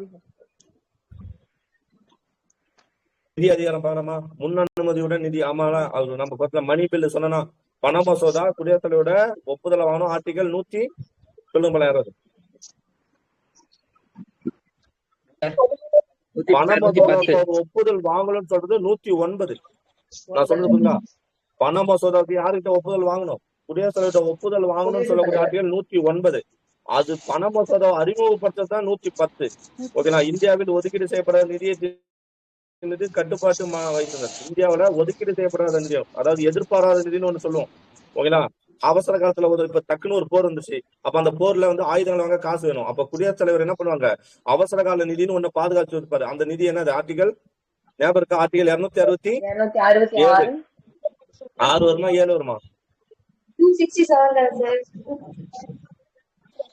67 படி குடியரசுத் தலைவர் மத்திய அரசுல, 267 2 படி யார் வரணும், ஆளுநர் மாநிலத்துக்கு. ஓகேனா, ஞாபகம் வச்சுக்கணும். இந்தியாவோட தொகுப்பு நிதி 265 வரும். ஓகேனா. அதே பொது கணக்கு நிதின்னு சொல்லி 266 வரும். அதே எதிர்கால நிதி இல்ல அவசர கால நிதினு வந்தா 267 வரும். அது இந்தியாவா இருந்தா 1. ஓகேங்களா. மத்திய மாநில அரசா இருந்தா 2. அவ்வளவுதான் வித்தியாசம். சரிங்களா. நான் இந்தியாவில யார் வச்சுப்பானா குடியரசுத் தலைவர், மாநிலத்தை யார் வச்சுப்பானா ஆளுநர். ஓகேங்களா. சோ அப்ப ஆர்டிகல் 267 1 பண்ணி வச்சுங்க. நாடாளுமன்றத்தில் நிதிநிலை அறிக்கையை சமர்ப்பித்தல், நான் சொன்னேன் இல்லையா, பட்ஜெட் யாரு இது பண்ணணும், அந்த அறிக்கையை சமர்ப்பிக்கணும். பட்ஜெட்டோட அறிக்கையை சமர்ப்பித்தல் ஆர்டிகல் 112 குடியரசுத் தலைவரோட ஒப்புதல் வாங்கிட்டு என்ன பண்ணும், சமர்ப்பிக்கணும். நிதிக்குழு நியமனம் என்ன பண்ணுவோம், ஆர்டிகல் 280 நிதிக்குழு ஒப்புதல். நிதிக்குழு நியமனம் செய்தல் குடியரசுத் தலைவர் நியமிப்பாரு. ஆர்டிகல் 280 பண்ணி அவர் வருமான வரியிலிருந்து மாநிலங்களுக்கான பங்கினை முடிவு செய்தல். என்ன ஆர்டிகல், வருமான வரியிலிருந்து மாநிலங்களுக்கான பங்கு இது ஆர்டிகல் 275 மானியம் கொடுக்கறதுங்க சார். மானியம். மானியம். ஓகேங்களா. மானியம் அதான் 270 இருந்து அது 80 இருந்தே ஸ்டார்ட் ஆயிடும். 273 அவங்க இருக்கலாம். 273 அந்த பணிகளை பத்தி சொல்லணும். 273. ஓகேங்களா. 275 நோட் பண்ணீங்க. ஓகேங்களா. மானியம். ஓகேங்களா. மானியம் கொடுக்கறது 275. ஓகே.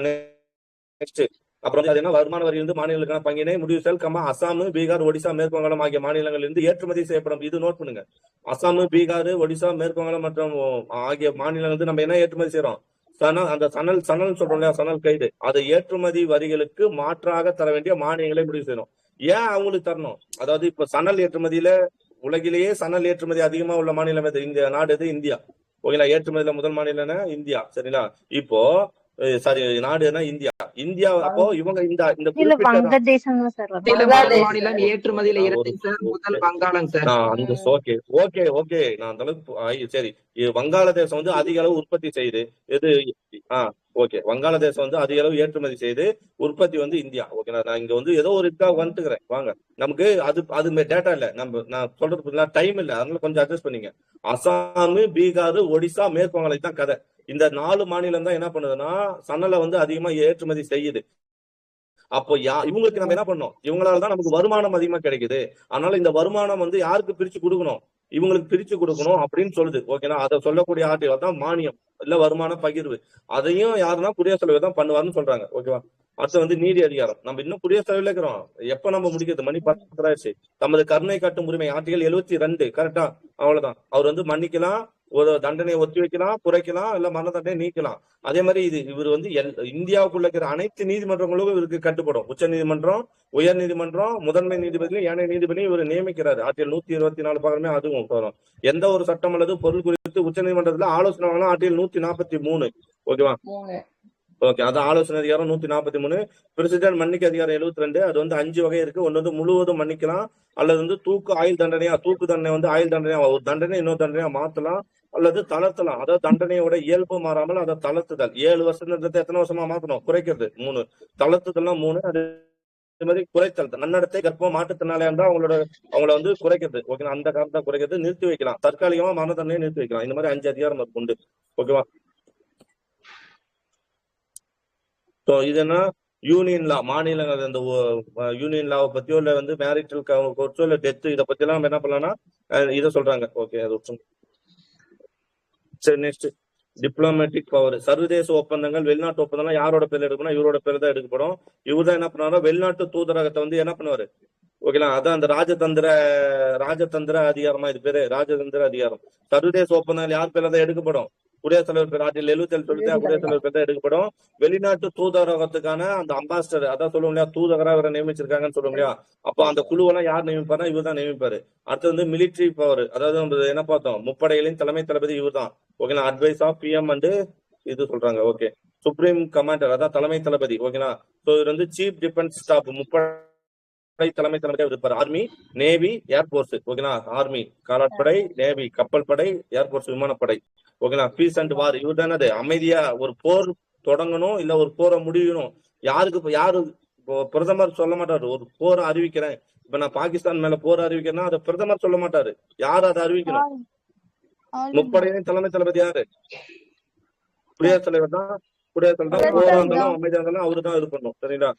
ஓகே. நெருக்கடி கால அதிகாரங்கள். ஓகேங்களா. நெருக்கடி கால அதிகாரங்கள் நோட் பண்ணீங்கன்னா 3 விதமான நெருக்கடி. அது பார்ப்போம் இல்லையா. ஆர்டிகல் 352, ஆர்டிகல் 356 அல்லது 365, ஆர்டிகல் 360. அவ்வளவுதான் போதும். நமக்கு அந்த கதையெல்லாம் தெரியும். ஓகேங்களா. இதுவரையும் நிதி நெருக்கடி நிலை இன்னும் செயல்படுத்தல. 352 வந்தா குடியரசுத் தலைவர் வந்து போரோ இல்ல உள்நாட்டு போர் கணத்திலே வைக்கலாம். ஒரு மாநிலத்தில் அரசமைப்பு நிர்வாகம் செயல் இருந்தா 356. அது வந்து மத்திய அரசு இதை ஃபாலோ பண்ணலன்னா 365. ஓகேங்களா. அதே மாதிரி வந்து 356 நம்ம என்னன்னு சொல்லுவோம் அப்படின்னு பார்த்தோம்னா ஜனாதிபதி ஆட்சின்னு சொல்லுவோம். இந்தியாவில நிதி நிலை வந்துச்சுன்னா இது இப்ப ரீசெண்டா அதான் கடந்த சில வருடங்களுக்கு முன்ன எங்கேயாவது நிதி நெருக்கடி வந்ததா? எங்கேயாவது நம்ம கண்ட நாடுகள்ல? இலங்கை நிதி நெருக்கடி எங்க வந்தது? இலங்கை. நோட் பண்ணி வச்சுக்கணும். ஓகேவா. இலங்கை. ஓகேங்களா. அது ஆர்டிகல் 360 வந்து இது. ஓகே. அந்த மாதிரி நம்ம நாட்டுக்கு வரல இது வரையும். ஓகேங்களா. இதர அதிகாரம் ஆனா போன சீக்கிரம் வந்துடும். இதர அதிகாரங்கள் பொதுமக்களுக்கு முக்கியத்துவம் வாய்ந்த எந்த ஒரு விவகாரத்தை பற்றியும் அவர் என்ன பண்ணலாம்? சட்டமன்றம் அல்லது உண்மையில பற்றி உச்ச நீதிமன்றத்தை கருத்து கேட்கலாம். உயர் நீதிமன்ற நீதிபதி எண்ணிக்கை யார் முடிவு செய்யறது? உயர் நீதிமன்ற நீதிபதி எண்ணிக்கை. உச்ச நீதிமன்ற நீதிபதி எண்ணிக்கை வந்து நாடாளுமன்றம் தான் முடிவு செய்யும். உச்ச நீதிமன்ற நீதிபதிக்கு. உயர் நீதிமன்ற நீதிபதி எண்ணிக்கை யார் முடிவு செய்வா? நான் சொல்ல சொல்லுங்க. 33+1 இப்போ ஒரு 3 பேர் எக்ஸ்ட்ரா பண்ணிருக்காங்கல்ல. 36 நினைக்கிறேன், 37 நினைக்கிறேன் அந்த இது. ஓகேனா. சோ வந்து உயர் நீதிமன்றம். ஆனா உயர் நீதிமன்ற நீதிபதி குடியரசுத் தலைவர் தான் எண்ணிக்கை தீர்மானிப்பாரு. ஒன்றிய அரசு பணியாளர் தேர்வாணையம் அமைப்பு மற்றும் விதிகளை உருவாக்குது. கரெக்டா. ஒன்றிய அரசு பணியாளர் தேர்வாணையத்தையும் இவர் தான் உருவாக்குவாரு. அந்த அமைப்பு மற்றும் விதிகளை வந்து உருவாக்குறது. அதுக்கான அமைப்பு ரூல்ஸ் அதெல்லாம் ஃபாலோ பண்ணுவாரு. ஆட்சி மொழி குழு அமைப்பது பற்றி ஆட்சி நடத்துவதில் படிப்படியாக இந்தி மொழியின் பயன்பாட்டை அதிகரிக்க செய்யும் குழுவின் பரிந்துரைகளை நடைமுறைப்படுத்துவது. நம்ம பார்த்திருப்போம். ஓகேனா. அவசர கால சட்டம் ஏறுதல் அதெல்லாமே இதுல தான் வருது. ஜம்மு காஷ்மீர் நிர்வாகத்திற்கான சிறப்பு ஒழுங்காற்று விதிகளை உருவாது. ஏன்னா இப்ப ஜம்மு காஷ்மீர் இதாயிடுச்சு இல்லையா. ஸோ அதுக்கான சிறப்பு ஒழுங்காற்று சிறப்பு. ஏன்னா அது வந்து இப்ப ஜம்மு காஷ்மீர் வந்து ஆர்டிகல் 370 அவங்களுக்கு சிறப்பு விதிகள் இல்லையா. ஸோ அவங்களுக்கான ஒழுங்காற்று விதிகளை உருவாக்குது. பட்டியலிடப்பட்ட பழங்குடியினர் பகுதியிலே நிர்வாகம் செய்வது. அதான் அட்டவணை 5, அட்டவணை 6 பிளஸ் பகுதி 10 சொல்லலாம். ஓகேவா. அவ்வளவுதான். ஓகேவா. ஓகே. ஸ்டார்ட் பதிலமா இந்திய ஜனாதிபதி 52 வேணும்னு சொல்லுது. 53 அவர் ஒன்றியத்தின் நிர்வாக அதிகாரம். ஓகேவா. சோ கண்ணை முடிக்கிறீங்களா? கண்ணை முடிக்க. நான் கேட்கிற கேள்விக்கு மட்டும் பதில் சொல்லிருங்க. 52 பார்த்துட்டோமா? 53 என்ன சொன்னோம்? ஒன்றியத்தின் நிர்வாக அதிகாரமா? 54 ஷார்ட்டா சொல்லுங்க. 54 தேர்தல். 55 தேர்ந்தெடுக்கும் முறை. 56 பதவிக்காலம். 57 மறுதேர்தலுக்கான தகுதி. எத்தனை முறை வேணா நிக்கலாம். 58 அவருக்கான தகுதி. Very good. 59 என்ன பார்த்தோம்? சலுகை நிபந்தனை வரையறை. ஓகேவா. ஓகே. 60 என்ன பார்த்தோம்? யாரு பதவி பதவி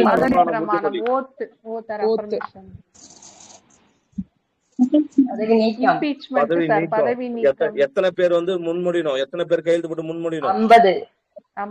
அது வந்து குடியரசுத் தலைவர் வேணும்ன்றதுக்கு தான் 50 தேர்தலுக்கு. 4 பங்கு உறுப்பினர் கண்டன திருமணத்தை கொண்டு வரதுக்கு எத்தனை பேர் கையெழுத்து பண்ணோம்? 4 பங்கு 62 பதவி. அவர் என்ன பண்ணா பதவி வந்து காலியா இருக்கும்போது என்ன பண்ணும்? 6 மாசத்துல நடத்தணும். ஓகேவா. ஓகே. அதுக்கடுத்து வந்து 65 என்ன பார்த்தோம்?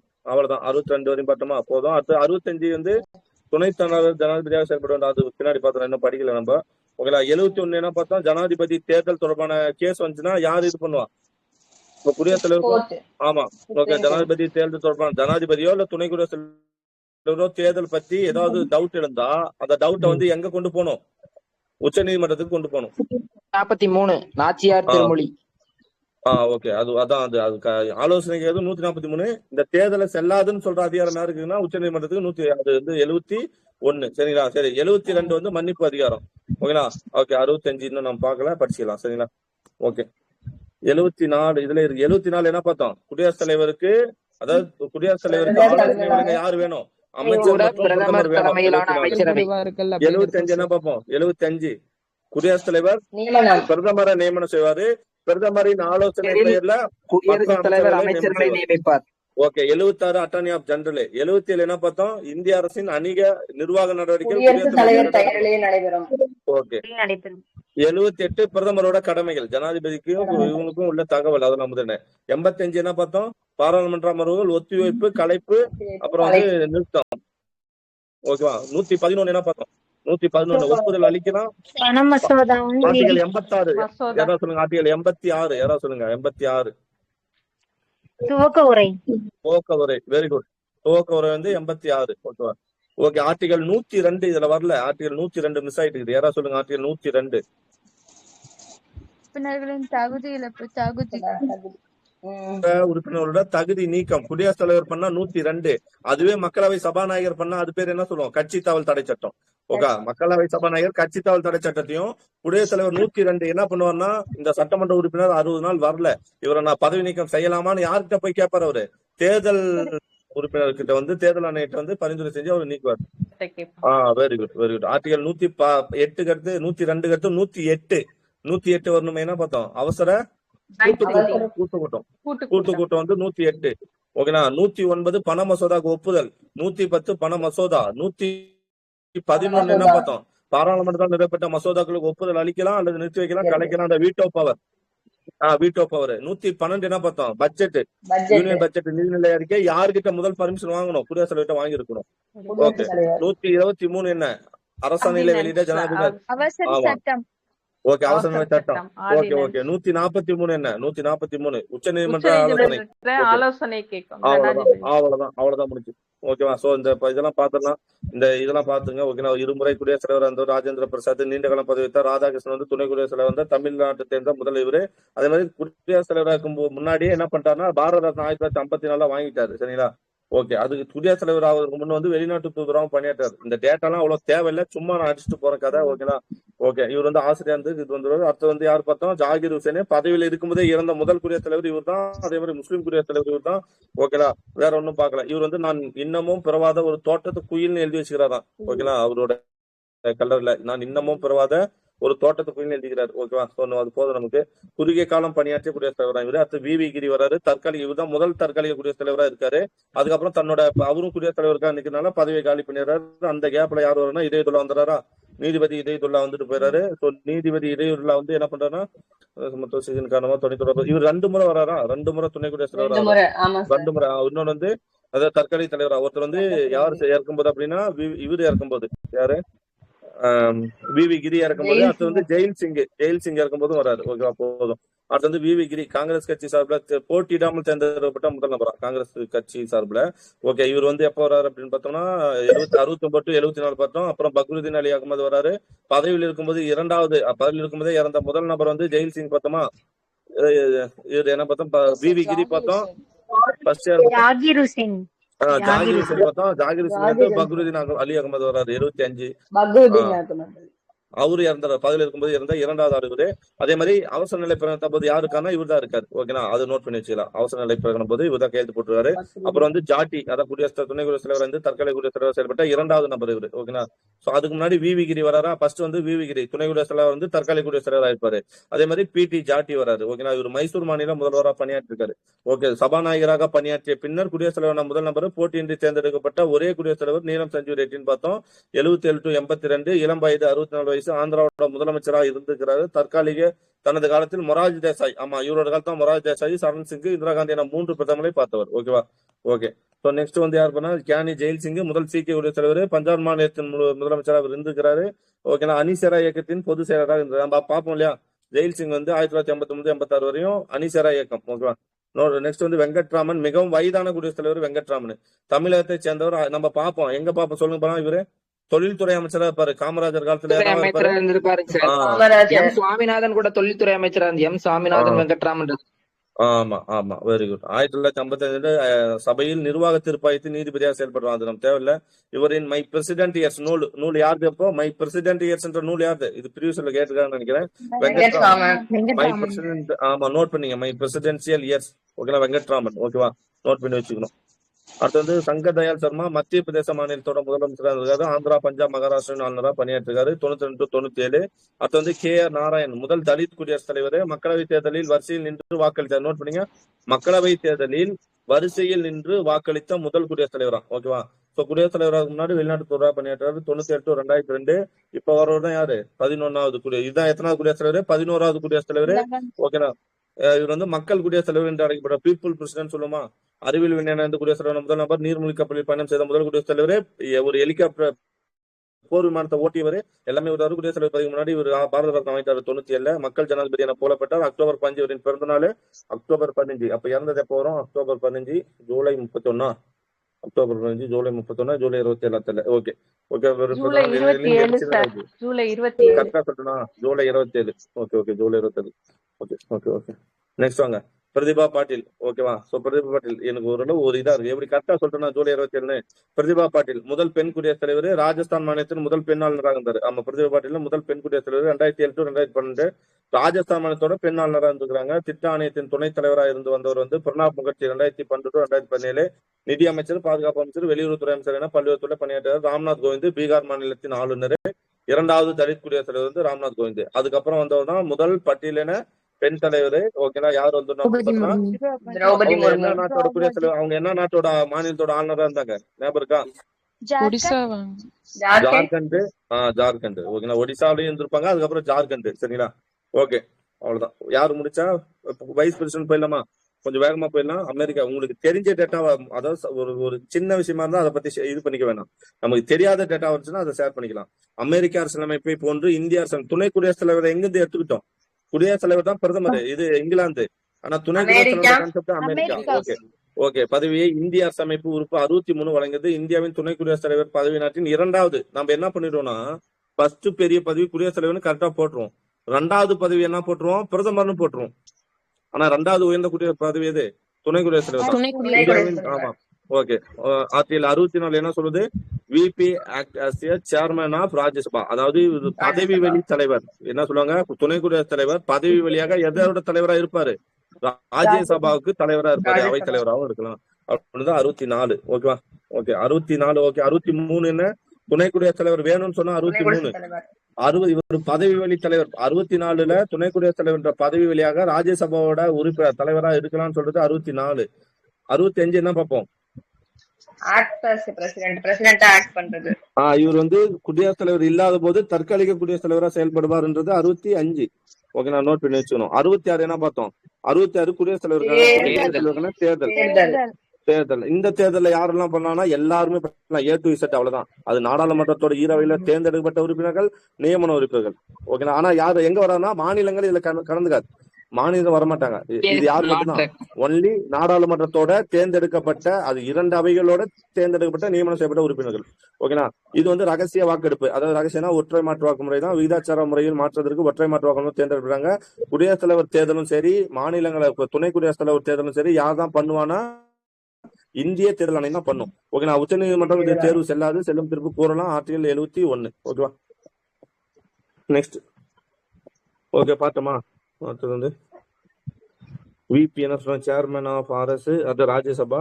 ரேர் அக்வசிஷன் ஆக்ட் அதாவது எப்பயாவது தற்காலிக தலைவரா பார்ப்போம். அது ஃபர்ஸ்ட் தற்காலிக குடியரசுத் தலைவராக செயல்பட்டவர் யார் பார்த்தோம்?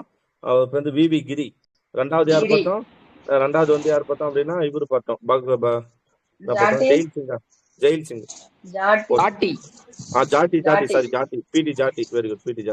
ஓகே, தகுதி பார்த்தோம்னா இவருக்கு வந்து 35 வயசு இருக்கணும், இந்திய குடியரசுத் தலைவரா இருக்கணும். ஓகேங்களா? இவர் வந்து தகுதி வாய்ந்த மாநிலங்களவை உறுப்பு. இவர் என்ன உறுப்பினராக இருக்கணும்? மாநிலங்களவை உறுப்பினர் இருக்கணும். ஊதியம் பெறும் எந்த பணியும் இருக்கக்கூடாது. அவரை வந்து எத்தனை பேர் பார்த்தோம்? 50 பேர் முன்மொழியணும், 50 பேர் வழிமொழியும் பார்த்தோம். இவர் 20 பேர் வழிமொழியணும். 20 நோட் பண்ணி வச்சுக்கலாம். தேர்தல் மற்றும் பதவி காலத்தை சொல்றது ஆர்டிகல் 66. அத்தனை பார்த்தோம். தேர்தலையும் பதவி காலத்தையும் இருக்கு தனித்தனியா சொல்லாது. தேர்தல் பதவி காலத்தை சொல்றது வந்து 66. ஓகே, 66ல 1 படி துணை குடியரசுத் தலைவர் மக்களால் நேரடியாக தேர்ந்தெடுப்பாங்க. குடியரசுத் தலைவர் போல மறைமுக தேர்தலில் தான் தேர்ந்தெடுக்கப்படும் சொல்றது 66ல 1. ஓகேவா? தேர்ந்தெடுப்பா துணை குடியரசு பதவி காலம் 5 ஆண்டுகள் தான். இவருக்கும் 5 ஆண்டுகள் தான். பதவி காலம் முடிவு முன்னரே என்ன பண்ணலாம்? பணியை துறக்கலாம், இறக்கலாம், நீக்கலாம். சரிங்களா? ஓகே, அதாவது பதவி முடிவு காலம் அவர் மீண்டும் துணை குடியரசுத் தலைவராக தேர்ந்தெடுக்கப்படும் தகுதி உடையவர் ஆவார். மேலும் புதிய துணை குடியரசுத் தலைவர் வர வரையும் இவர் என்ன பண்ணலாம்? தற்காலிக தலைவராக துணைத் தலைவராக இருக்கலாம். Okay, next. துணை குடியரசுத் தலைவர் மற்றும் துணை குடியரசுத் தலைவர் பதவிகள் ஒரே சமயத்தில் கல்யாணம். யாரு? உச்ச நீதிமன்ற நீதிபதி. அப்படி வந்த முதல் ஆள் வந்து 1969. ஓகே, அடுத்து வந்து குடியரசுத் தலைவரோட பதவி நீக்கம் 67. நோட் பண்ணீங்க. 66 என்ன சொன்னோம்? அவரோட தேர்தல் பதவி காலம் அது எல்லாத்தையும் 66 சொல்லிடும். 67னா அவரை நீக்கிறது. இது என்னன்னா கண்டன மக்களவை ஒப்புதலுடன் மாநிலங்களவையில மட்டும் குடியரசுத் தலைவர் குடியரசுத் தலைவரை வந்து எந்த அவையில வேணாலும் கொண்டு வரலாம். ஆனா துணை குடியரசுத் தலைவர் இவர் யாருக்கு பொறுப்பு? மாநிலங்களவைக்கு தான் பொறுப்பு. மாநிலங்களவையில மட்டும் தான் கொண்டு வர முடியும். ஆனா ஒப்புதல் யாருக்கு வாங்கணும்? எப்ப நான் இந்த மாதிரி ஒரு சட்டத்தை கொண்டு வர போறோமான்னு சொல்லணும். மக்களவை கிட்ட ஒப்புதலை வாங்கிக்கிட்டு மாநிலங்களில் மட்டும்தான் பெரும்பான்மையுடன் நிறைவேற்றப்பட்ட தீர்மானத்தின் மூலம் துணை குடியரசுத் தலைவரை பதவியிலிருந்து நீக்கலாம். இத்தகைய தீர்மானம் கொண்டு வர அதே 14 நாட்களே அதே கதை தான். ஓகேவா? ஓகே. நெக்ஸ்ட் காலியிடம் நிரப்புதல். அதுதான் இப்ப துணை குடியரசுத் தலைவர் காலியா இருந்துச்சுன்னா என்ன பண்ணும்? 68 ஆர்டிகல் 68 யூஸ் பண்ணி அவருக்கு வந்து துணை இதை நடக்கணும், தேர்தல் இது பண்ணி இது பண்ணணும். காலியிடம் நிரப்புதல். நிரப்பும் வரை வந்து டெப்டி சேர்மன் அவை சார்ந்த பணியை செய்யணும். டெப்டி சேர்மன் அது அதாவது இப்போ மாநிலங்களவைன்னு இருக்கு, ராஜ்யசபாவா, ராஜ்யசபாவோட தலைவர் யாரு? துணை குடியரசுத் தலைவரா. அப்போ அவருக்கு கீழே அவருக்கு துணை தலைவர் எப்படி மக்களவை சபாநாயகரோ அவருக்கு துணை சபாநாயகர் இருப்பார்ல, அது மாதிரி இவருக்கு துணை தலைவர்னு ஒருத்தர் இருப்பார்ல, ராஜ்யசபாவோட துணை தலைவர். அவர் தான் என்னவா இருக்கணும்? இந்த காலி இடத்தை வந்து நிரப்பிட்டு. அவர் இல்லைன்னா அவர் மூத்த உறுப்பினர் இருக்க போறாரு, அவ்வளவுதான். பதவி பிரமாணம் உறுதிமொழி எது? ஆர்டிகல் 69. பதவி பிரமாணம் 68 புரிதுங்களா? காலி இடத்தை நிரப்புறதுல. ஓகேங்களா? 69 என்ன சொன்னோம்? 69 வந்து பதவி பிரமாணம். யார் பண்ணி வைப்பா பதவி பிரமாணம் உறுதிமொழி? குடியரசுத் தலைவர், தலைவர். ஓகேவா? அதுவே வந்து குடியரசுத் தலைவருக்கு யார் பதவி பிரமாணம் பண்ணி வைப்பா? உச்சநீதிமன்ற தலைமை நீதிபதி. Very good, very good. 69 புரிஞ்சுங்களா? 69ஓட துணை குடியரசுத் தலைவர் முடிஞ்சு போயிடுவாரு. விபி அதாவது vice president may act as a president not என்ன சொல்றாங்க? President not avail. அதாவது பிரசிடென்ட் இல்லாத போதுதான் இவர் என்னவா ஆக முடியும்? அந்த சீட்டுக்கு போவார், பதவி இது பண்ணுவார். இந்த படம் சிங்கம் படத்துல விஜயகுமார் சூர்யாவுக்கு போன் பண்ணி, சூர்யாவா ஒரு சூர்யா தான் நீங்க, சூர்யாவுக்கு போன் பண்ணி நீங்க வந்து என்ன பண்ணிக்கலாம், சார்ஜ் எடுத்துக்கலாம்னு சொன்ன உடனே பிடி மாஸ்டர் என்னவா மாறுவாரு? போலீஸா மாறுவாரு இல்லையா? சிங்கம் அந்த பிஜிஎம் ஞாபகம் வச்சுங்க. அதே மாதிரி இவர் எலெக்ஷன்ல எலெக்டட் பீப்புளும் நாமினேட்டட் பீப்புள் 2 பேரும் அந்த எலெக்ஷன்ல பார்ட்டிசிபேட் பண்ணுவாங்க சார். பிரசிடென்ட்ல நாமினேட்டட் வர மாட்டாங்கல்ல சார்?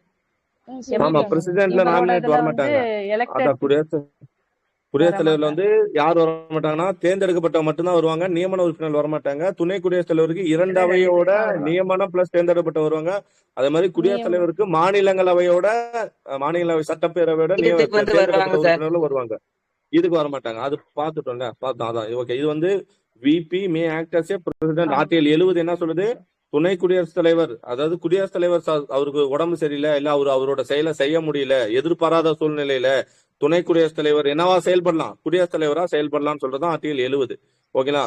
தற்காலிக குடியரசுத் தலைவர் அதிகபட்சமாக 6 தற்காலிக குடியரசுத் தலைவர் எத்தனை மாசம் தான் இருக்க முடியும்? 6 மாசம். அதுக்குள்ள தேர்தல் வச்சு போட்டோம்னு பார்த்தோம். அது இறப்போ பதவி திறப்போ. VP act as a president act, அதாவது அவரு குடியரசுத் தலைவர், துணை குடியரசுத் தலைவர் குடியரசுத் தலைவரா இருக்கலாம்ன்றது வந்து என்ன அப்படின்னு பார்த்தோம்னா ஆர்டிகல் 65. ஓகேங்களா? அதுவே வந்து VP may act as a president not available. குடியரசுத் தலைவர் இல்லாத பொழுது அவர் வந்து வெளிநாட்டுக்கு போயிருக்கலாம். குடியரசுத் தலைவர் வெளிநாட்டுக்கோ இல்ல வந்து இல்லைன்னா அவருக்கு உடம்பு சரியாம ஏதோ ஒன்று ஆயிருக்கலாம். அந்த மாதிரி சமயத்துல வரது வந்து இது சொல்றாங்க, 70 சொல்றாங்க. நெக்ஸ்ட் போலாம். தேர்தல் முடிவு பற்றிய சர்ச்சைகள் வந்து 71 பார்த்தோம். யாரோட தீர்ப்பு இறுதியானது? உச்ச நீதிமன்றோட தீர்ப்பு தான் இறுதியானது. அந்த செல்லாதுன்னு கூட சொல்லலாம். ஓகேவா? பதவி நீக்கம் வந்து ஆர்டிகல் 67 பார்த்தோம். பதவி நீக்கம் வந்து ஆர்டிகல் 67. சுப்ரீம் ஸ்பெஷல் மெஜாரிட்டி வேணும். குற்றஞ்சாட்டு 14 முன்னாடி அதேதான் சிம்பிள் மெஜாரிட்டி. எங்கதான் ஸ்பெஷல் மெஜாரிட்டி வேணும்? இது எங்கதான் பண்ண முடியும்னா மாநிலங்களவையில கொண்டு வரணும். மாநிலங்களை வந்து 3ல 2 பங்கு. ஓகேங்களா? ஏன்னா மாநிலவை தான் ஒரு பொறுப்பு. 3ல 2 பங்கு வந்து பெரும்பான்மை கிடைக்கணும். அதுவே மக்களவையில வந்து எளிய பெரும்பான்மை. லோக்சபால வந்து ஏன்னா 2 அவையும் ஒப்புதல் அளிக்கணும். மக்களவையில வந்து என்னன்னா வெறும் எளிய பெரும்பான்மை. ஓகேங்களா? சோ பாத்தலாமா? 63 பார்த்தோம். இந்தியாவுக்கு ஒரு துணை குடியரசுத் தலைவர் வேணும். 64 குடியரசுத் தலைவர் பதவி வெளி மாநிலங்களின் தலைவராக இருப்பாரு. 65 என்ன பார்த்தோம்? குடியரசுத் தலைவர் தற்செயல் விடுப்பில் சென்றிருக்கும் போது. அவர் வந்து தற்செயல் என்னது? ஒண்ணு ஃபாரின் டூர் போயிருக்கலாம், இல்லைன்னா வந்து அவர் வந்து மெடிக்கல் லீவ் எடுத்திருக்கலாம். சரிங்களா? காரணம் அப்ப அவர் வந்து வருகையில் இல்லாத பொழுதோ துணை குடியரசுத் தலைவரோ இல்ல குடியரசுத் தலைவரின் பணிகளை மேற்கொள்வார். ஓகே. அதே 70 என்ன பார்ப்போம்னா 70 வந்து எதிர்பாராத நேரங்கள்ல, ஓகேங்களா, எமர்ஜென்சி டைம்ல துணை குடியரசுத் தலைவர் அதாவது உடம்பு சரியில்லை இல்ல இறந்துட்டாரு அந்த மாதிரி சமயத்துல. ஓகேவா? சரி. ஆர்டிகல் 66 என்ன பார்த்தோம்? குடியரசுத் தலைவரோட தேர்தல் முறை. 67 என்ன பார்த்தோம்? பதவிக்காலம். ஆனா அப்படியே பார்த்தோம். டைமிங் சொன்னீங்க சார். தலைவர் பதவி நீக்கம் இல்ல, தேர்தல் முறை வந்து 66. 67 வந்து பதவி காலம், பதவி நீக்கம். நோட் பண்ணி வச்சுங்க. பதவி காலம், பதவி நீக்கம் ரெண்டுமே இதுலயே வந்துடும். ஓகே. 68 வந்து துணை குடியரசுத் தலைவரின் காலியான பதவி எடுத்து அந்த தற்காலிகமா செயல்படுறது இல்லையா, இந்த கால அளவு. ஓகே. தற்காலிகமா யாரு அந்த பதவியில இருப்பா? துணை குடியரசுத் தலைவரோட பதவி காலியா இருந்தா யாரு வரணும்? அங்க மாநிலங்களவையில துணைத் தலைவர் வரணும். ஓகே. மாநிலங்களவையில துணைத் தலைவர். நெக்ஸ்ட் 69 துணை குடியரசுத் தலைவரோட உறுதிமொழி பதவி பிரமாணம் பார்த்தோம். 70 வந்து எதிர்பாராத சமயத்துல அவர் குடியரசுத் தலைவராக செயல்படுவாரு. 71 அந்த துணை குடியரசுத் தலைவர் தேர்தலையோ குடியரசுத் தலைவர்லயோ சம்பந்தம் அது பத்தி வில்லம் ஏதாவது வந்துச்சுன்னா டவுட் வந்துச்சுன்னா உச்ச நீதிமன்றத்தை போகலாம். ஓகே. 72 வந்து மன்னிக்கும் அதிகாரம் முடிஞ்சு போச்சு. துணை குடியரசுத் தலைவரோட செயல்பட என்ன பண்ணலாம்? துணை குடியரசுத் தலைவர் மாநிலங்களவையின் தலைவரா செயல்படுவாரா? ஆமாவா? அதான 64 ஆர்டிகல் 64. மாநிலங்களவையின் நடவடிக்கைகளை நடைமுறைப்படுத்துகிறார். மாநிலங்களுடைய நடைமுறை இவர் தானே ஒப்புதல் அளிப்பாரு. ஆமா. மாநிலங்களின் மரபு ஒழுங்குமுறைகளை அவர் தானே விதிகள் ரூல்ஸ் அண்ட் ரெகுலேஷன் இவர் தானே போடுவாரு. மாநிலங்களுக்கு இவர் தான் முழு பொறுப்பு. மாநிலங்களின் தீர்மானம் வந்து கேள்விகளை அனுமதிப்பதை முடிவு செய்கிறார். மிகப்பெரிய பிரச்சனை என்பது அவையின் நடவடிக்கைகளை என்ன பண்ணுவாரு? ஒத்தி வைக்கவும் அல்லது முடிவுக்கு கொண்டு வரலாம். குடியரசுத் தலைவர் உடல்நல குறைவால் தன் கடமைனா இவர் வந்து வந்துடலாம். ஆர்டிகல் 70. ஓகேவா? நோட் பண்ணி வச்சுக்கலாம். அவர் எத்தனை மாசம் தான் இருக்க முடியும்? அதிகபட்சம் 6 மாசம். முடிவு வாக்கு இது ஒண்ணு பார்ப்போம். முடிவு வாக்கு மாநிலங்களவையில் சட்ட மசோதாவின் மீது நடைபெற்ற வாக்கெடுப்பு சமநிலையில இருக்கும் பட்சத்துல அரசியலமைப்பு சட்ட பிரிவு 100 படி துணை குடியரசுத் தலைவர் இப்ப மாநிலங்கள ஒரு தீர்மானம் போகுது. ஓகேங்களா? மாநிலங்கள ஒரு தீர்மானம் TNPSC சிலபஸை மாத்தலாமா வேணாமான்னு ஒரு தீர்மானம் போகுதுன்னு வச்சுங்க. அந்த தீர்மானத்துக்கு 10 மொத்தம் இப்ப இருக்கிறது வந்து எத்தனை பேர் பார்ப்போம்? மாநிலங்களோட மொத்த உறுப்பினர் 250 238 12 பேர் 250 பேரா மொத்தம்? 250 வச்சுங்க. ரவுண்டா பிரிச்சுக்கலாம். 250 பேர் 250 பேர்ல 125 பேர் ஓகே டிஎன்பிசியோட சிலபஸா மாத்தலாம்னு சொல்றாங்க. 125 பேர் வேண்டான்னு சொல்றாங்க. இப்போ ரெண்டுமே ஈக்குவல் ஸ்டேஜ்ல இருக்கா? இந்த சமயத்துல இங்க யாருக்கிறா? துணை குடியரசுத் தலைவர் இருக்காரா? மாநிலங்களவை தலைவர் இவர் தானே துணை குடியரசுத் தலைவர். அப்ப இவர் என்ன பண்ணலாம்? ரெண்டுமே ஈக்குவல் சமயத்துல இருக்கும்போது இவர் என்ன பண்ணலாம்? ஓட்டு போடலாம். அந்த ஓட்டு இந்த பக்கமும் போடலாம் அல்லது இந்த பக்கம் போடலாம். அவர் எந்த பக்கம் போறாரோ அதுதான் இறுதி. இந்த சட்ட மசோதாவை ஒப்புதல் ஒரு வாக்கு மட்டுமே தேவை. இந்த ஓட்டு தான் நம்ம என்ன சொல்லுவோம்? கேஸ்டிங் ஓட்டு, முடிவு ஓட்டுன்னு சொல்லுவோம். அவருடைய முடிவுக்கு எதிர்ப்பு தெரிவிக்க என்ன பண்ணல?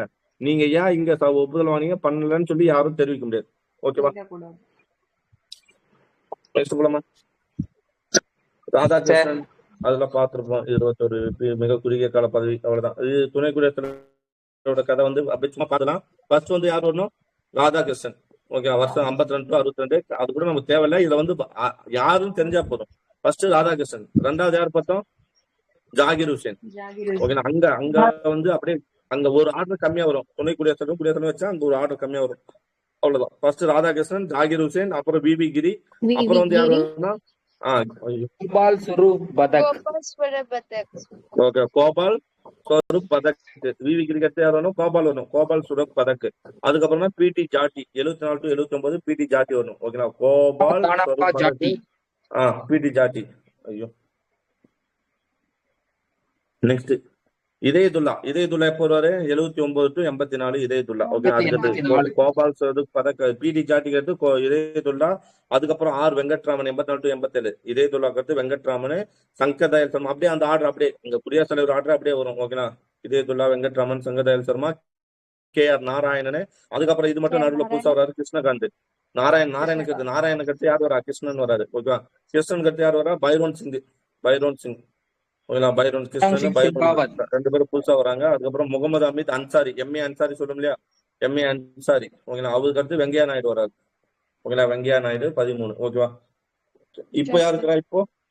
இப்பதான் புது துணை குடியரசுத் தலைவர் TP ராதாகிருஷ்ணன். ஓகே. போலாமா? ஓகே. இவங்கெல்லாம் வந்து விபி அதாவது துணை குடியரசுத் தலைவராக இருந்து இவங்க குடியரசுத் தலைவர் ஆனவங்க. அதாவது ராதாகிருஷ்ணன், ஜாகிர் ஹுசேன், விபி கிரி, வெங்கட்ராமன், சங்கர் தயாள் சர்மா, KR நாராயணன். இப்ப இன்னொருத்தரும் வாங்கலாம். யாரு? CP நாராயணன். அடுத்தது என்னவா கூட மாறலாம்? துணை குடியரசுத் தலைவர் கூட மாறலாம். ஓகேவா? கேள்வி போயிடலாமா? கீழ்கண்ட உடலை கருத்தும் குடியரசுத் தலைவர் பாராளுமன்றத்தின் ஒரு அங்கம். ஆர்டிகல் 79 சொல்லுதா இல்லையா? ஆமா. அவர் 2 பாராளுமன்ற அவைகளிலும் அமரலாம், விவாதத்தில் பங்கேற்கலாம். முடியுமா? 2 பங்கேற்கலாம். முடியுமா? ஓகே. அடுத்து வந்து விவாதத்துல பங்கேற்கலாம். அவரு விவாதிக்க முடியுமா? அவரு பங்கேற்கலாம் சார். ஓட்டு போடத்தான் முடியாதுங்க சார். பாராளுமன்றம் இயற்ற சட்டங்கள் போல முயற்சி மற்றும் வீச்சில் குடியரசுத் தலைவரும் அவசர சட்டங்கள் ஏற்ற முடியாதுன்னு விட்டுக்கிறான். ஏற்ற முடியாதா? முடியும். ஆனா வந்து 6 மாசத்துல பர்மிஷன் ஆகணும். பாராளுமன்றத்தின் 2 அவைகளும் அமர்வில் இல்லாத குடியரசுத் தலைவர் அவசர சட்டம் ஏற்ற முடியாது. பாராளுமன்ற 2 அவைகளும் அமர்வில் இல்லாத பொழுது குடியரசுத் தலைவர் அவசர சட்டம் ஏற்ற முடியாது. இதுதான் ரைட்டு. சரத்து 123 சார். இது என்ன சொல்றது? பாராளுமன்றம் இயற்றும் சட்டங்கள் போல முயற்சி மற்றும் வீச்சில் குடியரசுத் தலைவரும் அவசர சட்டங்கள் இயற்ற முடியாதுன்றாங்க. இது ஓகே, பாராளுமன்றம் இயற்றும் சட்டங்கள் போல ஓகேங்களா. அவங்க வந்து எவ்வளவு பொறுமையா வந்து விவாதிச்சு ஒரு சட்டத்தை இயற்றாங்களோ அது போல குடியரசுத் தலைவரால இயற்ற முடியாது. அது கரெக்டா தான் ஓகேங்களா. அதனாலதான் 6 மாசம் டைம் கொடுத்து மீண்டும் பாராளுமன்றம் அதை விவாதிச்சு ஓகே பண்ணாதான் அது ஓகே ஆகும். ஓகேவா? அப்ப ஆன்சர் டி தான் வரும். ஏன்னா அவசர சட்டம் இல்லாத அவர் அமர்வில் இல்லாத போது அவசர சட்டம் இயற்ற முடியும். சரிங்களா? கீழ்கண்டவற்றில் தவறான வீட்டில் கண்ட சட்டமன்றம் இயற்றிய மசோதாவுக்கும் குடியரசுத் தலைவர் தன்னுடைய இசைவை தர அரசியலமைப்பு சட்டம் ஒரு எல்லையை வலியுறுத்தினார். சட்டமன்றம் இயற்றிய மசோதாவுக்கும் குடியரசுத் தலைவர் தன்னுடைய இசைவை தர அரசியலமைப்பு சட்டம் ஒரு இல்லை. சட்டமன்றம் இயற்றிய மசோதாவுக்கு இதுக்கு முன்னாடி கொடுக்கல, அந்த எல்லை இல்ல. ஆமா தானே சார்? காலதாமதப்படுத்திக்கலாம். எவ்வளவு நாள் சொல்லியிருக்கா? இப்பதான் கொடுத்துருக்கு. என்ன இப்பதான் கோர்ட்டு சொல்லிருக்கு 3 மாசம். இதுக்கு முன்னாடி இருக்கான்னு கேட்க. இதுக்கு முன்னாடி இருக்கா? இல்ல. 143 குடியரசுத் தலைவர் நிறுத்தி வைக்கும் மசோதா பற்றி உச்ச நீதிமன்றம் ஆலோசனை வாங்கலாமா? 143 உச்ச நீதிமன்றம் என்ன பண்ணலாம்? ஆலோசனை வாங்கலாம். பாராளுமன்றம் மற்றும் இப்போ உச்ச நீதிமன்றம் சொல்லிடுச்சு 3 மாசத்துல அனுப்பிடலான்ட்டு. ஆனா இப்ப குடியரசுத் தலைவர் என்ன பண்ணிருக்காருன்னா 143 யூஸ் பண்ணி ஒரு 20 கேள்வியோ எவ்வளவோ முன் வச்சிருக்காரு. ஓகேவா? எப்படி அப்படின்னு சொல்லிட்டு உச்ச நீதிமன்றத்தை முன் வச்சிருக்காரு. அதிகாரத்தை வச்சு குடியரசுத் தலைவருக்கு ஆர்டர் போட்டிருக்கீங்கன்னு கேட்டிருக்காங்க சார். புரியல. அதிகாரத்தை வச்சு குடியரசுத் தலைவருக்கு 3 மாசம் தான் காலக்கெடுன்னு விதிச்சிருக்கீங்கன்னு திருப்பி கேட்டிருக்காங்க சார் குடியரசுத் தலைவர் அமைச்சகம். ஓகே, அது ஆர்டிகல் 143 கேட்டிருந்தேன். பாராளுமன்றம் மற்றும் சட்டமன்றம் இயற்றிய மசோதாக்கள் மீது குடியரசுத் தலைவர் ஒரே மாதிரியான அதிகாரத்தை கொண்டிருப்பாரா? இல்ல. அப்படியா? பாராளுமன்ற மசோதாவை குடியரசுத் தலைவர் ஒரு முறை தான் திருப்பி அனுப்ப முடியும். ஆனா சட்டமன்ற மசோதா வந்து குடியரசுத் தலைவர் எத்தனை வாரம் வேணாலும் திருப்பி அனுப்பலாம், கேன்சல் பண்ணலாம். பாராளுமன்றம் இயற்றிய மசோதா மீது குடியரசுத் தலைவர் கால வரையின்றி ஒப்புதல் தராமல் வைத்திருக்க முடியாது. ஆனா அப்படி வச்சிருக்காங்க. ஓகேனா? அப்படி வச்சிருக்காங்க. அப்ப எது நம்ம கன்ஃபார்ம் தவறு பாருங்க. ஆர்டிகல் 2 மட்டும் 2 நமக்கு சரின்னு தெரியுமா? எது தெரிஞ்சாலும் 2 நமக்கு சரின்னு தெரியுமா? அதை வச்சு ஆப்ஷன் ஒமிட் பண்ணிடலாமா? எங்கெல்லாம் 2 வந்து பாருங்க. 2 மற்றும் 3 தவறு ஒரு ஆப்ஷன் ஒமிட் பண்ணிட்டேன், சியை ஒமிட் பண்ணிட்டேன். ஓகேனா? அப்ப 3 தவறுன்னு தெரிஞ்சா நமக்கு 3 கண்டிப்பா தவறுன்னு தெரிஞ்சா அப்ப 3 ஆப்ஷன்ல வரணும். 3 எங்கெல்லாம் இருக்குது? 1 மற்றும் 3, 3 மற்றும் 4. அப்போ ஆப்ஷன் ஏ ஒமிட் பண்ணிட்டேன். இப்ப பாருங்க 1 மற்றும் 3 தவறா இல்ல 3 மற்றும் 4 மட்டும் தவறான்னு பாருங்க. 1வது கூற்று என்னது? ஒரு எல்லையை வலியுறுத்தது. சட்டமன்றம் இயற்றிய மசோதாவுக்கும் குடியரசுத் தலைவர் தன்னுடைய இசைவை தர அரசியலமைப்பு சட்டம் ஒரு எல்லையை வலியுறுத்தது இல்ல. 1 தப்பு 3 தப்புன்றது. நாடாளுமன்றம் வந்து பாராளுமன்றம் இயற்றிய மசோதா குடியரசுத் தலைவர் காலவரையின்றி ஒப்புதல் தராமல் வைத்திருக்க முடியாது. ஆமா தானே? காலவரையின்றி ஒப்புதல் தராமல் வைத்திருக்க முடியாது. எப்படியாவது பண்ணணும். ஆனா 1 சட்டமன்றம் இயற்றிய மசோதாவுக்கும் குடியரசுத் தலைவர் தன்னுடைய இசைவை அரசியலமைப்பு சட்டம் ஒரு எல்லையை வலியுறுத்தது. வரலையே, எங்கேயுமே எல்லை இல்லையே. 1 மாசத்துக்குள்ள தரணும். ஒரே மாதிரியான அதிகாரம் கொடுத்திருக்காங்க. டிஃபரண்ட் பவர்ஸ் பாயிண்ட் கூட ஒரே மாதிரியான அதிகாரம் கொடுத்திருக்காங்க சார். அதுவும் தப்பா தான இருக்கும். அதான் 3வது தப்பு தான். பாராளுமன்றம் மற்றும் சட்டமன்ற குடியரசுத் தலைவர் ஒரே மாதிரியான அதிகாரத்தை கொண்டிருக்கான்னு கொடுக்குறாங்க. சரி, ஏன்னா நம்ம ஆன்சர் செக் பண்ணிட்டு சொல்றேன். டைம் இல்ல. ஓகேடா, நெக்ஸ்ட் போலாம் சார். அப்படின்னா 3 ஒமிட் பண்ணிட்டோம்னாவே ஆன்சர் வந்துருங்க சார். 1 4 வந்துரும். 1 4 வந்துரும். ஆனா 3 தவறு மாதிரி தானே இருக்கு. ஒரே மாதிரி அதிகாரம் தவறு தானே. சரி, பார்க்கலாம். சாதாரண மசோதா குடியரசுத் தலைவரின் தடுப்பு முறை அணி வீட்டோ பவர். சாதாரண மசோதாவை உறுதி செய்தல், நிராகரித்தல் மற்றும் திருப்புதல் கொடுமா? ஆமா தானே? சாதாரண மசோதாவை ஓகே பண்ணலாம், நிராகரிக்கலாம், திருப்பி அனுப்பலாம். ஆர்டிகல் 111.